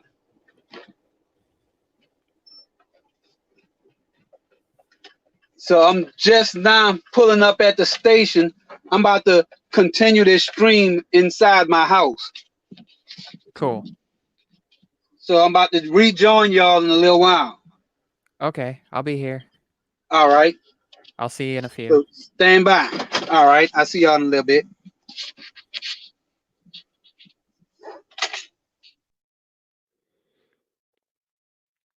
He will be back. Don't care you're quarantined? Yeah, I guess that's a valid point. And chances of her seeing this is probably pretty slim anyways. Oh my gosh. It's been an hour and a half already. That's crazy. I knew it was gonna be. But, it's all good. We're having a chill, fun stream. It's been about a week since I've been on stream before, and it's always fun to have different conversations and everybody, coming in and joining in and having fun and things like that and experience and talk about, things from different perspectives and I hope you're all enjoying it. If anybody else has any questions, throw them in there. I'll try to go through some of the questions that were missed perhaps and um let's see here. Alter Tech says Samsung decks need to go wireless, so it would make me want to use it more. I completely agree. It's like how was it Huawei has the wireless desktop mode with their version of it that they use, and they've been doing that for like 2 or 3 years now. Um, and I don't see why they don't do it. I mean, these phones have way more powerful processors than some computers, and computers have been doing some wireless, extension and mirroring to TVs and monitors for well, Apple's been doing that with AirPlay for like 3 or 4 years. Android has casting. I get that it's having to output a different interface, but I don't know how it would be any different than wired necessarily. I get there would be some latency and it would be variation depending on your um, connection and things like that. We're going to talk about the Bean Buds. We can. Samsung's new I think they're going to be called the Galaxy Buds 2. And yeah, those look like some sort of freaky deaky, like the charging pins look like something that might electrocute you, and I don't know, it just kind of freaks me out to see those. I mean, these that I use have pins on them too, but they're on the outside and nowhere near touching my ears. Like, they're on the bottom, and that's nowhere near my ears, and that just does kinda concern me. It is cool to see that they're gonna offer them in different colors, but they do the shape of the part that goes in your ear reminds me of I don't even have mine around anymore. Oh, there's a pair of them. 'Em. They're all the way across the room, I don't wanna get those. Um, of the ear pods that Apple has, they're wired earbuds, that kind of disc-shaped. It's kinda strange to see, companies kinda copying that. I don't know why they would be going away from the more sealed in technology where, like, I put these in and I have to be careful that I'm not yelling because it kind of muffles everything and blocks everything around me, and I can hear, like, my own voice muffled but, I don't I mean, if they come in at what the expected rumored price of under $150 is for all the technology they're gonna pack in there and battery life and active noise cancellation and the fast charging speed and the wireless case and, um or the Qi charging case, and it also can be charged via USB-C and all that stuff. If they can throw that in there and bring that in for the same price as for like $100 less than the AirPods Pro, and they're cross-platform compatible, so it doesn't matter what device you have, and they have the app that supports it, things like that. I think it'd be pretty exciting to see. I know that the Google Pixel Buds, I think it is, were um, leaked as far as um,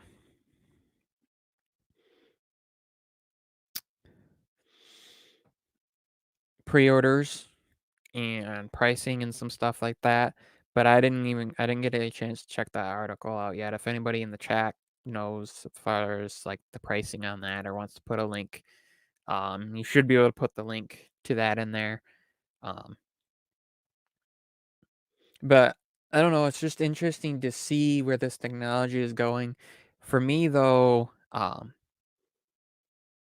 want to see active noise cancellation, the ambient or pass through mode, decent battery life that can at least get you through like an 8-hour workday, and additional charges with the case, reasonably quick charging speeds. You know, you put it in the case for 15 minutes and you get a couple hours. All things that you see in current ones, but um, we don't really see a combination of those things. Sony with their what was it XM 1000 Mark III or whatever, AKG with their N400s. Yeah, they look very similar to the Galaxy Buds in a way, and they're kind of their competition to it. Be interesting though.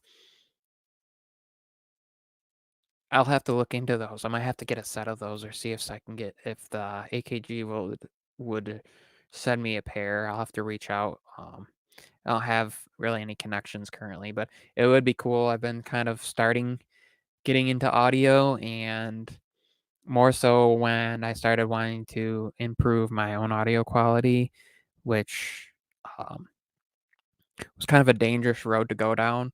And then looking into uh, top quality, decent earbuds for low price that have decent battery life and things like that, and will work with iPhone, iPad, iPod, you know, all Apple devices, Android devices, whatever my Windows computer, whatever I have, low latency and good call quality. I talked to my dad for a while when I first got them, and he said he could tell I was using something else, but it was almost more like I was using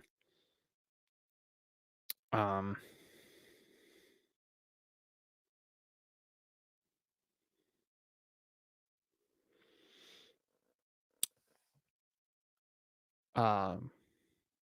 Let me see. It was like I was using a speakerphone to talk to him, so that's good. Because that's one thing I've noticed that devices kind of seem to have issues with is call quality. So you get everything else, but then if your call quality is sacrificed, or you'll get everything else and it'll sacrifice call quality and battery life, and you get like 2-3 hours of battery life at most. And even with like spending $200-300, you get a few hours of battery life and things like that.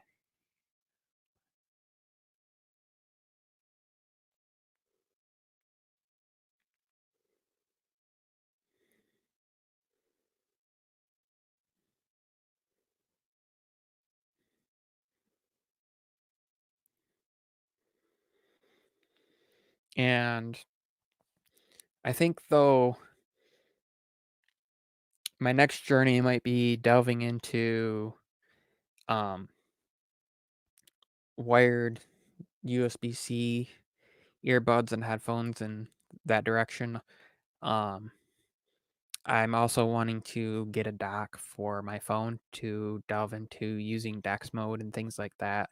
Also, I need to get a new adapter because the one that I currently have doesn't work with my iPad. Well, it does, but it's glitchy and it's all over the place. Um, Dr. Donald Walter, BAP is the virus that I'll talk about it because it's not like it matters. I'm not monetized, but it's COVID-19 coronavirus. They just call it BAP. It's a term that John Prosser kind of coined because so that he didn't have to use its name and he wouldn't get demonetized or worry about things like that. I'm not really concerned about that. We're not really talking about it, and YouTube is kind of um,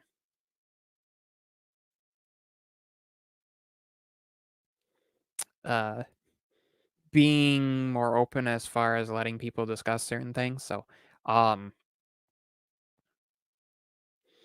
oh shoot, let's see. It's just a kind of a funny moniker because it won't connect that with it, and so far they haven't figured out that that's what he means, so that's good. So let's keep it that way, hopefully. Um, hmm, well, let's see. So we talked about 5G, we talked about kind of some future technology, and we talked about transfer speeds, and we talked about what else? My setup, my computer, audio equipment. We covered quite a lot tonight. Um, and let's see, what else did I want to talk about? Oh, cameras, sensors, lenses, and periscope. So as far as that goes, this is just kind of talking about cameras in general as well as smartphone cameras. So we've kind of talked about this a little bit, but there's this technology that a couple companies are using. Samsung put it in the S20 Ultra called Periscope, and it is quite literally like the periscopes of the um, submarines. So the idea is placing the sensor kind of sideways, like it normally would be placed inside the camera or inside the smartphone, but then the lens brings in the light and then it uses a mirror to reflect that image down and then another one to bounce it onto the sensor, kind of like some DSLRs use. And what that allows you to do is have a longer focal length for doing things like zoom and without losing too much light because you're reflecting the light in still. That's kind of the layman's term, the simplistic explanation of it. And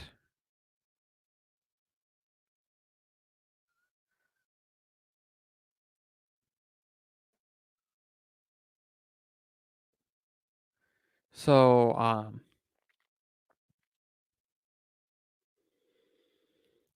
that's kind of that. And then Kalanji had a question here about how do you feel about the links to Windows options on the Samsung?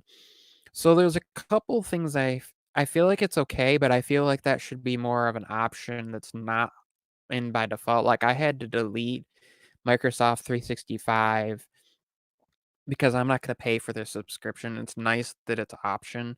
And it's nice that they're working with Windows, but don't put all this extra junk and bloatware on there that when people have to go in and delete it and clear it off to get storage space and things like that. Um, it's nice. I haven't used it yet. I understand that it allows a lot of the options, as far as like similar to their as well as like their Samsung Flow, where um, if you get phone calls, text messages, those will ring over on your computer. Also, your recent 30 photos will sync up, so you can send a text message. So you're sitting there and you have a laptop and you're out and about and you're on Wi-Fi or whatever, or like you take photos, you get home, you sit down and you want to send photos off to people, text them off. You can sit down on your computer, you have it linked up to Windows. You can select those images and send them through. You can, it's kind of their way of trying to give you a similar experience to what Apple does with their continuity, where I can sit down and pop up on in the dock on my computer will show what app I was using, whatever on my iPhone. So like if I was in Safari, I can continue where I was at. Um, Same idea of photos syncing across, but in a way that it's not having to cause you to use Google Photos or something like that to sync them and then access them through your browser. It was Kalanji said Flow was useless. It really was. I tried to use it with my Note 8 and then I tried to use it with Note 9 along with the Samsung Galaxy Tab um, S Pro, the 12-inch, kind of their competition to the Surface tablet. And the problem was you had to reconnect it quite often. Also, there was issues with sometimes things just wouldn't go through. So, I haven't really had that issue with iOS and other alternatives where I wanted to be able to have my phone on a charger and be able to have my text messages and my calls and everything sync up like it claimed it would do, being able to access stuff that was on the phone over on the tablet and being able to like grab photos and edit and stuff. And half the time stuff wouldn't be there or it would take hours before it would sync up or like I missed phone calls and things like that. It happened once and I decided it wasn't for me. I deleted the program, the flow from the computer. I turned it off on the phone so that I didn't have to worry about it causing any issues and went on my way. And it shouldn't be that troublesome and it shouldn't be that you need to install something or sign into something. It should be, oh, I've signed into Samsung. I'm using a Samsung tablet. I'm using a Samsung phone. I turned on call forwarding, let it go through, let it sync up, let it work. Don't make me have to go in and change a bunch of settings. For companies that claim that they give us options, um, yeah, sometimes they give us too many options, which makes it just cumbersome and not as easy to use. And I just don't really see the point in providing something halfway, make it work. If you can't, don't do it.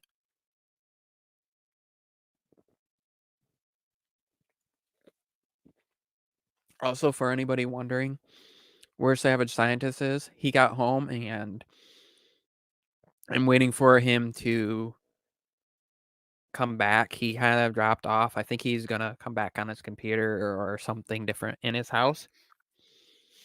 Um, So hopefully that will be soon. I am probably going to drop off here in the next 10, 15 minutes or so. It's been an hour and 50 minutes and um so let's see. What else did I have to talk about here?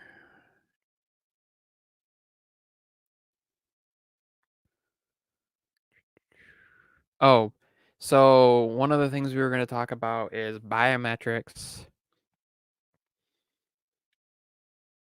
fingerprint scanners, face unlock, and face ID.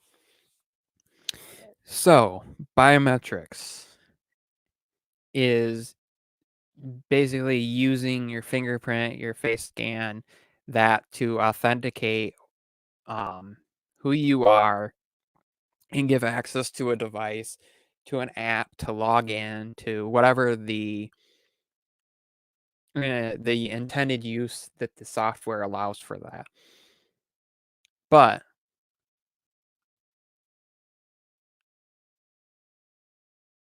here's the difference. So everybody kind of knows what fingerprint scanners are, but there's different ones. So for example, LG G8 has it on the back. That works like the iPhones did, where essentially there's a piece of glass and underneath there's a camera. It doesn't have to be a very high resolution camera.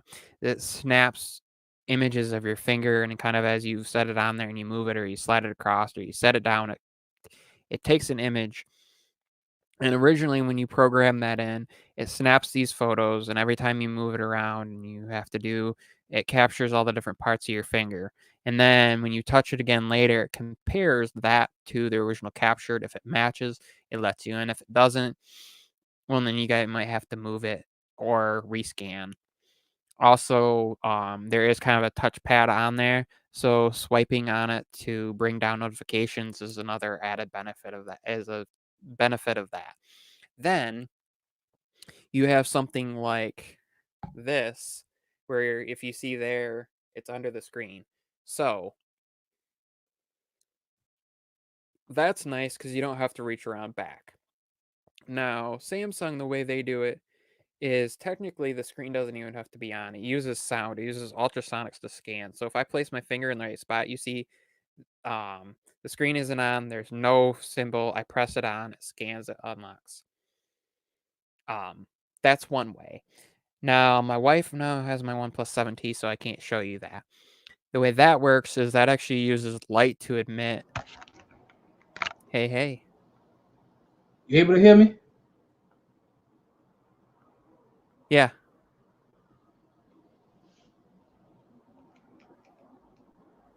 What about now? You have like a delay, like maybe a couple second delay. Let me close the browser. Is it still? Okay.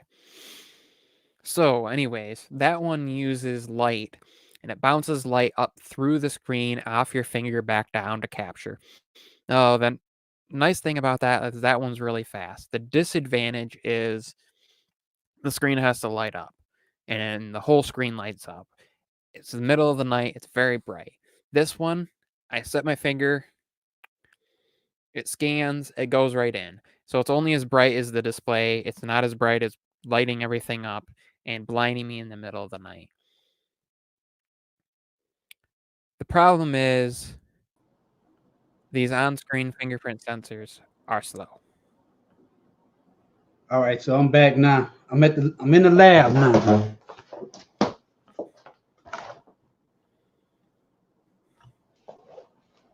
All right. That's good. No delays. Not driving down the road, not yelling at Yeah. people, swearing at people.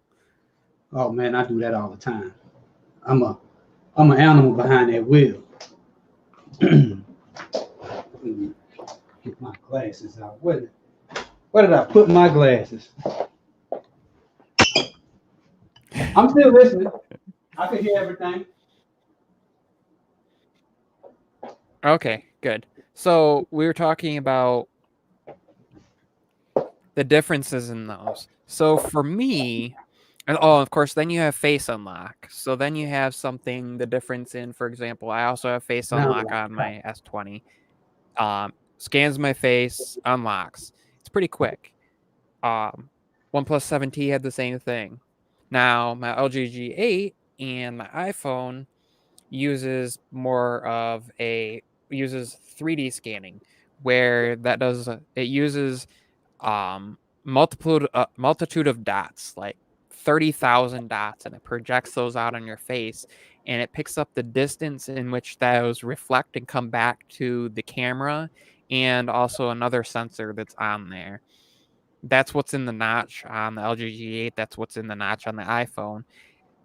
Highly accurate, difficult to trick. Banks will allow you to use it. They won't allow the typical like face unlock of the 2D technology like most other phones use.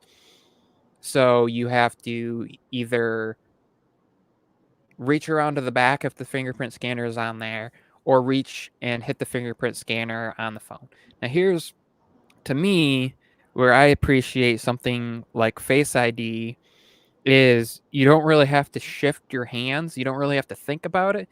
A lot of times it just pops up and it says, okay, is this the email you want to use? So you hit that and then it fills in the password that's associated with it and goes, and you hit next. As far as like, that's for filling in passwords on websites. Now for apps, a lot of times it'll just scan your face, it will put it in, it will go right into the app. So you don't have to do anything. For me, that's the huge advantage behind this highly accurate, less easy to confuse version that is the 3D facial recognition. Now 2D is fast.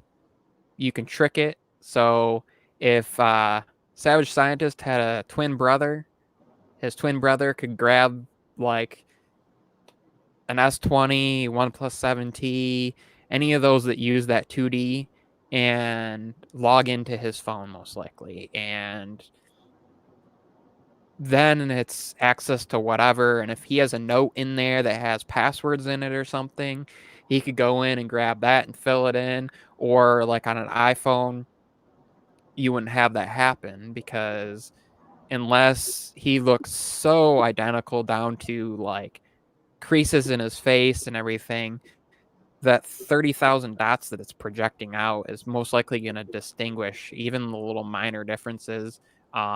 It can difference in like the flaring of your nostrils and all sorts of things that it's doing. The next step though that they're adding, which I think is kind of creepy, but LG actually did this, and I don't know if many people realized, but they were actually picking up the blood vessels in the surface of your face. Hmm. And that's how their whole hand scan weird thing that they did that hardly ever worked, is that actually was picking up blood, like vein patterns in your hand. It wasn't picking up like your fingerprints or your imprint up the surface of your skin, of your palm, just that, but it was picking up like deep tissue blood vessels. And they also were doing that with your face to improve accuracy. So if you did have somebody that looked exactly like you, it would be harder to break through. And now, of course, the number one concern with all of these is, where is this information being stored? Can somebody hack it? Things like that. Well, with the way Apple does it and the way that Samsung does it, it's stored in a chip that's designated for security on the device, that's separate from the processor, separate from the graphics, and can't be accessed unless you have access to the device itself. And even then, it's very difficult. It's not as easy as you'd think, and it's not like they share that with everybody. It's on the device. I mean, you might be able to hack into, like, if I have a note or something that's on there, you could hack that, but you're not going to hack into the security enclave on an iPhone or the chip on an Android phone and get that information as easily as you'd think. Now it's a question of, do you trust these companies? Do you trust that they're doing what they said they're doing? Do you trust that um, they're not sharing that? Well, it kind of depends, and it kind of depends also. Do you think that you're that important? Do you think that you're honestly think that you're so significant, so important enough that you are going to get hacked and somebody's going to steal your face or your fingerprints. I don't think so. Trust that.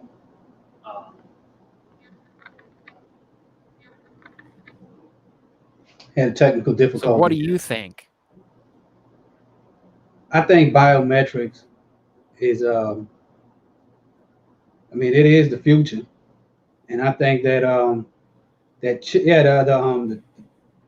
this is something that's been worked on and tried with Dell. I mean, well, I used to work for Dell back in 2005, 2006, and they were talking about the TPM chip. That's the one that you were talking about, and that's the one on the PC. I don't know what Apple is calling a chip, but you know that's the same thing.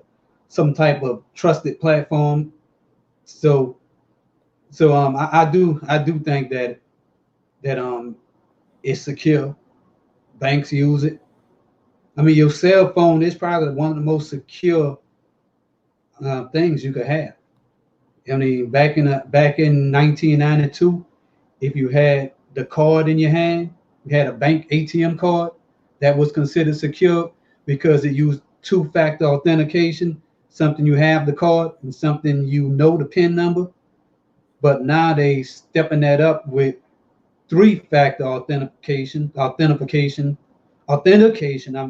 just fucked that word all up. But yeah, with 3FA, now you're gonna add that cell phone to the entire authentication process, and stuff like face unlock and all the different unlocking technologies that's being released. I read a paper on something that they were doing called let me think of the name of it. Proximity sensor. The proximity true no proximity whatever prox it was using the proximity sensor and how far you are away from authenticating server to use that to authenticate users into a service. And it was just being tested. But normally that authentication server is you have to know how far you is from you, the person that's logging in is from that server. And I think that that's going to be the future, because having your cell phone in your hand and just being able to, I mean, the system know your walking pattern, it know where you've been. I mean, it's kind of like that Big Brother thing, tracking everything you do. But I think that that's going to be the future, probably 5 or 6 years down the road, as this technology comes to more as they put more research dollars into it. Because this, I mean, they able to recreate environments just using the speaker on your phone. And that's crazy by calculating the distance that the sound wave travel. They were able to recreate rooms and stuff. I mean, hackers use this type of stuff all the time. I mean, they don't use it all the time, but that's just to show you how vulnerable systems could be when they design it, and they're giving you access to, you got access to the speaker. Oh, you can't hack into a system with the speaker. Now they're trying to say that's not always the case. So, well, I know one of the things that they talked about being able to do was, well, they've been doing this for years, is key logging. But if you had, and you sit down next to your computer and your phone's sitting there, like you said, it will use your microphone. It will use to pick up and recognize, oh, that sound is this distance from the microphone, and that sound is this distance away, and this distance, and be able to basically triangulate all the keys that you hit and the timing in between, and figure out your password, figure out what you're typing. I mean, you could have a whole letter that you were typing out to somebody, and it could, letter by letter, pick up exactly what you were typing out and be able to do that. And what's crazy to me is when I got my new phone and I was setting it up, this whole Samsung transfer thing, all of a sudden there was this high-pitched frequency coming from my old phone. I was like, what is going on? Well, apparently it emits a frequency to know that basically for each phone to interact with each other, to know which device to pull the information from and connect through Bluetooth and stuff. So it was like another form of authenticating the device and which device you wanted it to sync from. I was like, but I wasn't expecting it, and it's high pitched. I was like, dang, what are they, Isn't you that know? like But like that beam thing they've been working on or something? Some kind of beam. I don't know. yeah, it's part of It must that. be why they called it beam, because it is some type of signal, beaming signals.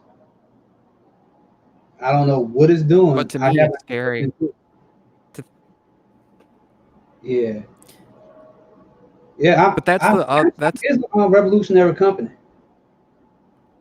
well, A that's lot what of people Samsung is. scared me. It's That's what Samsung is doing, but that's also what Apple started doing, like where they announced like the iPhone 11 series, the whole where if you were around other iPhones and Macs and stuff, if you had a MacBook, like the newer MacBooks, um and you're around other people with other Apple products, it will use that to triangulate without you having to connect to them via Bluetooth or Wi-Fi or anything.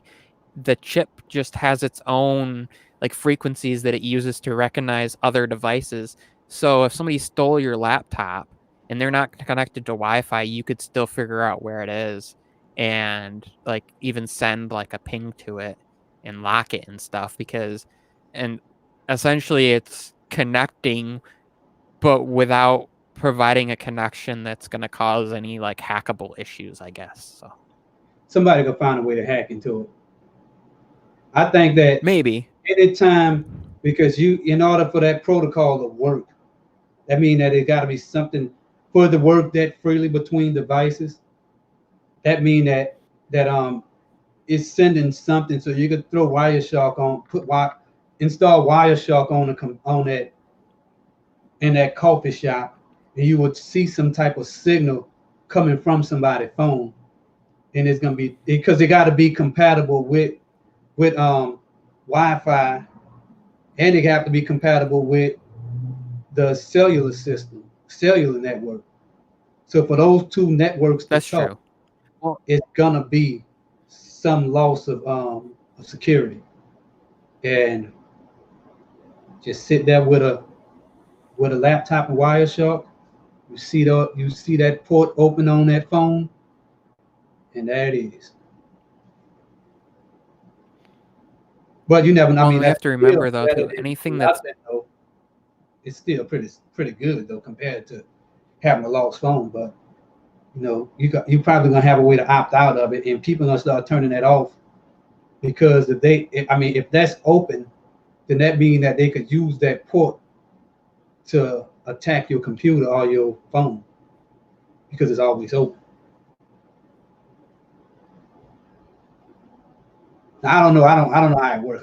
anything I'm that's just man-made. Yeah. Anything to me though, anything that man is involved with is hackable because somebody yeah. always had to create it. Mm-hmm. So, if you are the only one in the world that created this software and Savage Scientist created some new program, all I'd have to do is like torture you to get you to tell me what I need to know, and then everybody who's using it or just pay you enough. Yeah. And anybody who's using it is out of luck. That's the thing that people forget about. Somebody that somewhere down the line created this, and if it's some intelligent software, like they programmed a computer to create the algorithm to create the software, somebody somewhere down the road was the beginning of it, the beginning of that timeline, the beginning of the origin of the software. They had to create something somewhere down the road, and unless that person died and nobody knows where it started, but then you can always reverse track it through all sorts of software and engineering and figure out where it started. And engineering software, that is like, if you could do that, you in for a $200,000 a year job. because I did a little bit of it. I don't know how to do it good like the pros, but you know, whenever you get into cybersecurity, you'll use assembly language, and everything breaks down into the hard. You get to see the hardware in action, how the memory is being, how the calls are being done to certain um, spaces in memory, registers being filled, and you could reverse that back into. I mean, first it'll be machine code, then that's gonna reverse into assembly language code, and our goal here would be to get that into the original programming language, so that'll probably be your C++ or your Java, whatever, Python executable. Well, it's gonna be hard to get it into Python because that's an interpreted language, but you have to reverse it into what the interpreter find out. Then you can reverse it back to the Python language. But it's a lot of steps going back to getting that exploit. I mean, they had a lot of computer viruses. Like that's how they find the things. Like they had a computer virus called AIDS back in 1991, and it was just a old DOS virus. And the people in there say that there's no cure for AIDS. That's what the hacker left in a cryptic message that that was in the original source code. So they do it, and they have people getting paid a lot of money to reverse this software. And yeah, like you said, the person who originally wrote some of this software, like they have bugs and windows and stuff that the people put in there.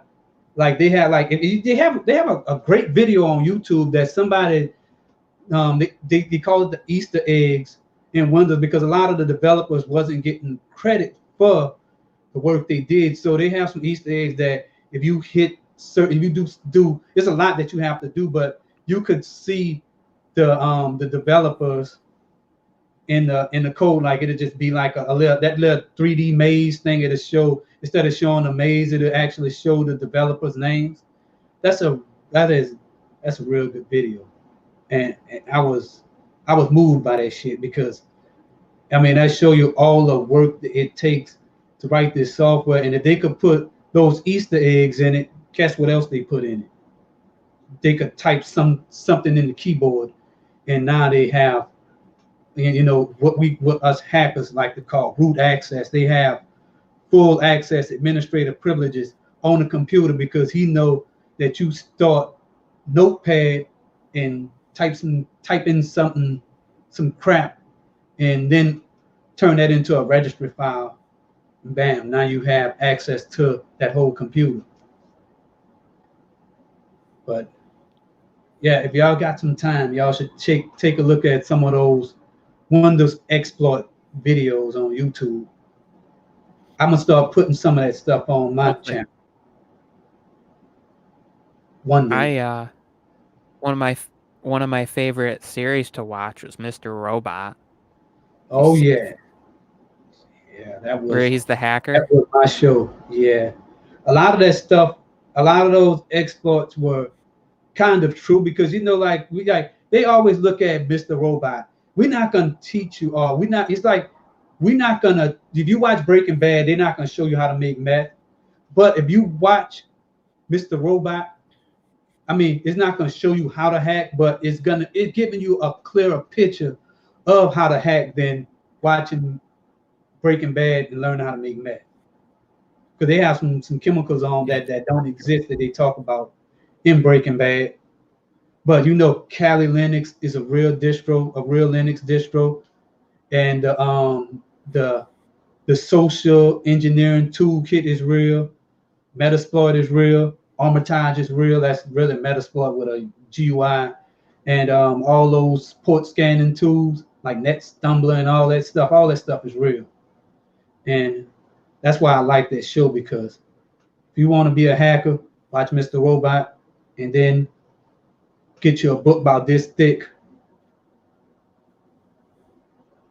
about that thick, and read it. It's not really that thick, but you get the picture. Hacking is a great skill to have if you're a programmer, if you're in IT, or if you just have the the will to want to learn computer security. Well, and companies they'll pay hackers to find loopholes and things to find. I mean, Apple just paid a hacker like 150 grand to find this hack that was allowing people to see through into their webcams, like through iMessage and stuff onto their Macs and like on their iPhones and remember that. stuff. And of course, they blocked it. They blocked it like as soon as they could. I mean, basically, they pay them and say, "How'd you do that?" And they tell them how, and then Apple blocks it. I mean, that's that's how kind of how a lot of that works. Those 0-day exploits are those really a 0-day, when they find it and they don't tell anybody about it, that's when it's pretty bad, and because they can make more money on the black market off of knowing how to do that than if they were to go to Apple and say, we found a back door into your system, and Well, it's like these viruses that people were creating that then blocked you from being able to use your antivirus software unless you paid them money. The whole what do they call that? Like blackmail exploits. That would where basically they would. Ransomware used to do that. Ransomware did that, and like they had one called WannaCry. That name just sounds like, if you get hit by that shit, you're gonna want to cry, because you could be working on something extremely important. It not only would it lock out that document, it will lock out it'll encrypt your entire drive. Only some of them were able to do it, because it's kind of sophisticated, and if you know a little bit of encryption, you can reverse that encryption. But some of them, it would encrypt it, and it would be, that's it. The only way you take the hard drive out and put a new one in that computer, because that's toasted. And some of these things spread on computer networks. I don't know if you remember, but about 3 months ago, state of Louisiana was hit by ransomware. And the whole state was shut down. The city of New Orleans was shut down. I mean, well, at least the state government, the DMV was closed. You couldn't apply for food stamps and all that stuff. The state was shut down as far as the network infrastructure because of ransomware. Yeah, I remember hearing about that. Oh yeah, it was serious. And I actually got hired. I was watching out of state. I was watching this video where there's these hackers that will call like older people and tell them, you have a problem with your computer, you need to download this and all that. And they're having them download like TeamViewer and then using it to steal like their credit card information off from their computer and like then they'll delete files and stuff. Yeah, they would do that. They probably would. Yeah, they would use TeamViewer to install a backdoor on their computer. Yeah. Well, I watched this video where this guy was a hacker, and he called one of those numbers, one of the 1-800 numbers, where because what they'll do is they'll blast people with robocalls and saying, hey, you need to call this number because, you got an issue with your computer or whatever, and then people fall for. Well, what this guy did is he was an expert hacker, so he called it, and then he let them into his computer. But what he did is he actually had 2 VR machines, and he had them started up simultaneously. So what he did is he let them in, and they're clones of each other. So as he was following along and installing TeamViewer like he was supposed to be, it was being installed on both of those machines at the same time. But then what he did is when he let them, granted them access to his virtual machine, he went in and clicked the button in TeamViewer that reverses the remote control and took over their computer. Mm-hmm. So he hacked the hacker. And isn't that the same guy who found out, he was on, he got a call, and he was able to take over their webcams, and he would tell them, I know where you're at. And then he got a video. I mean, this guy's a demon. Yeah, I think that's the same person. He did a video. It and is. he showed the map of the call center, showing where, hey, this is a legit business in the front and this building in the front. But then as you go to the back, this is the call center, and they go through this little alley, this little shady looking, sketchy alley, and then that's where they go in, and he was messing with them. I mean, I think that's the same guy. His channel. It is. Good. He is. Oh yeah. But he with this though, he went brutal. Like once he reversed the remote connection,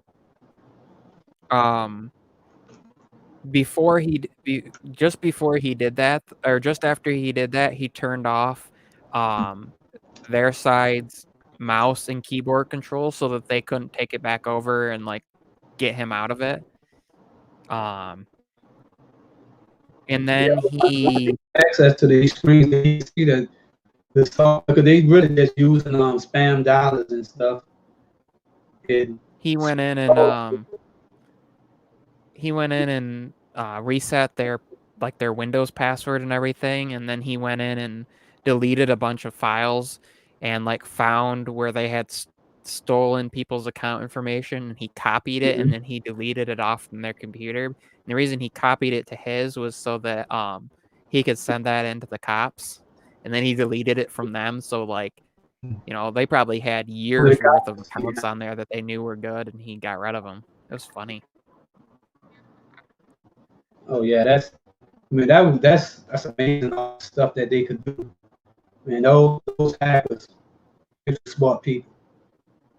And I'm not gonna lie, I mean, I can't do none of that shit. If I could, then I wouldn't be sitting here, with 1,000 subscribers on YouTube. I probably be in jail, because somebody could just come to me $1 million. And no, I'm really joking, y'all. I wouldn't really hack into any stuff. But it's just that's the reason why hackers are paid so much money. They make boo-goo bucks on people. Yeah. So I mean, the sad thing though is they take advantage of people instead of doing the good thing and like helping people and helping companies find stuff. They take advantage of like the old people that don't know better and things like that, and like, man, and they get them to send a little bit of money, and then they know that those people are susceptible, so then they ask for more money the next month, saying, oh, you're gonna get hacked, you got to pay a new month subscription, and then the next month comes along, oh, you got to pay again this month, and they do my favorite is, oh, we overcharged you, we need your account information so we can refund you. But they never actually charged them, and it's how they get their information. Like, oh yeah. Instead of doing good stuff with it. When I was driving Uber, a person had called. Somebody had put an Uber call. I mean, I have a video on my channel on how I was playing with them, and I really wish I would have recorded that conversation. So I called them back, and I started acting like I was the FBI or something. And that was fun. They hung up in my face. They always do. When they know they're wrong, they always call me talking about, you want a trip to something, or did the IRS and all this stuff. Those spam calls, I have fun with them. If I'm mad, I just cuss them. Just go phone. Tell them. I threaten them with all kinds. I just threaten them. I always say, I'm gonna go call the police. Because they have to file a report and say, I spam call. It's the savage scientist Ed, and he threatened. That's it.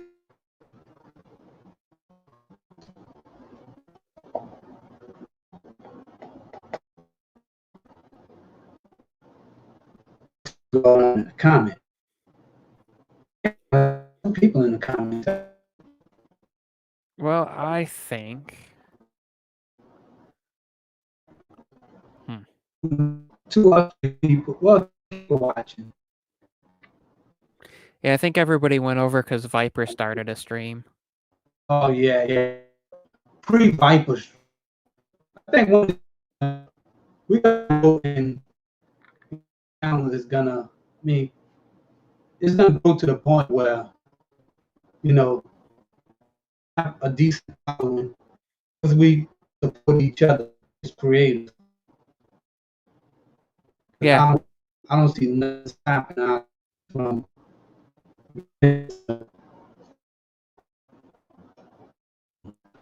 take over. I'm kind of not really a person.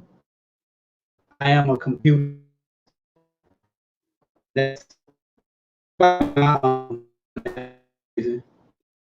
Your end is glitching out. yeah.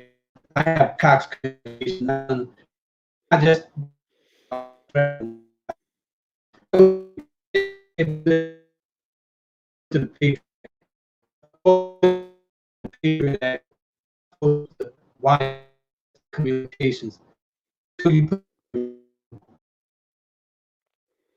Well, we lost him. But anyways, I think I was going to thank him for coming on, and thank you to everybody who swung on by in the chat. Thank you for Battery Power. Thank you, Gary Contractors POV. Thank you, Kalanji. Thank you, Apple Monster. Thank you. Let's see who else was in here. Adam. Thank you, Dr. Donna Walter. Thank you to everybody. Altered Tech. What else? Apple Monster. I think Tech for Your Needs was in here. Yes. Art Dog. Everybody who came on by tonight. I think there are about 7 or 8 of you in the chat. Thank you all for coming on by. And also, don't forget to come back tomorrow at around 9 o'clock for the stream that Battery Powered and I do every week.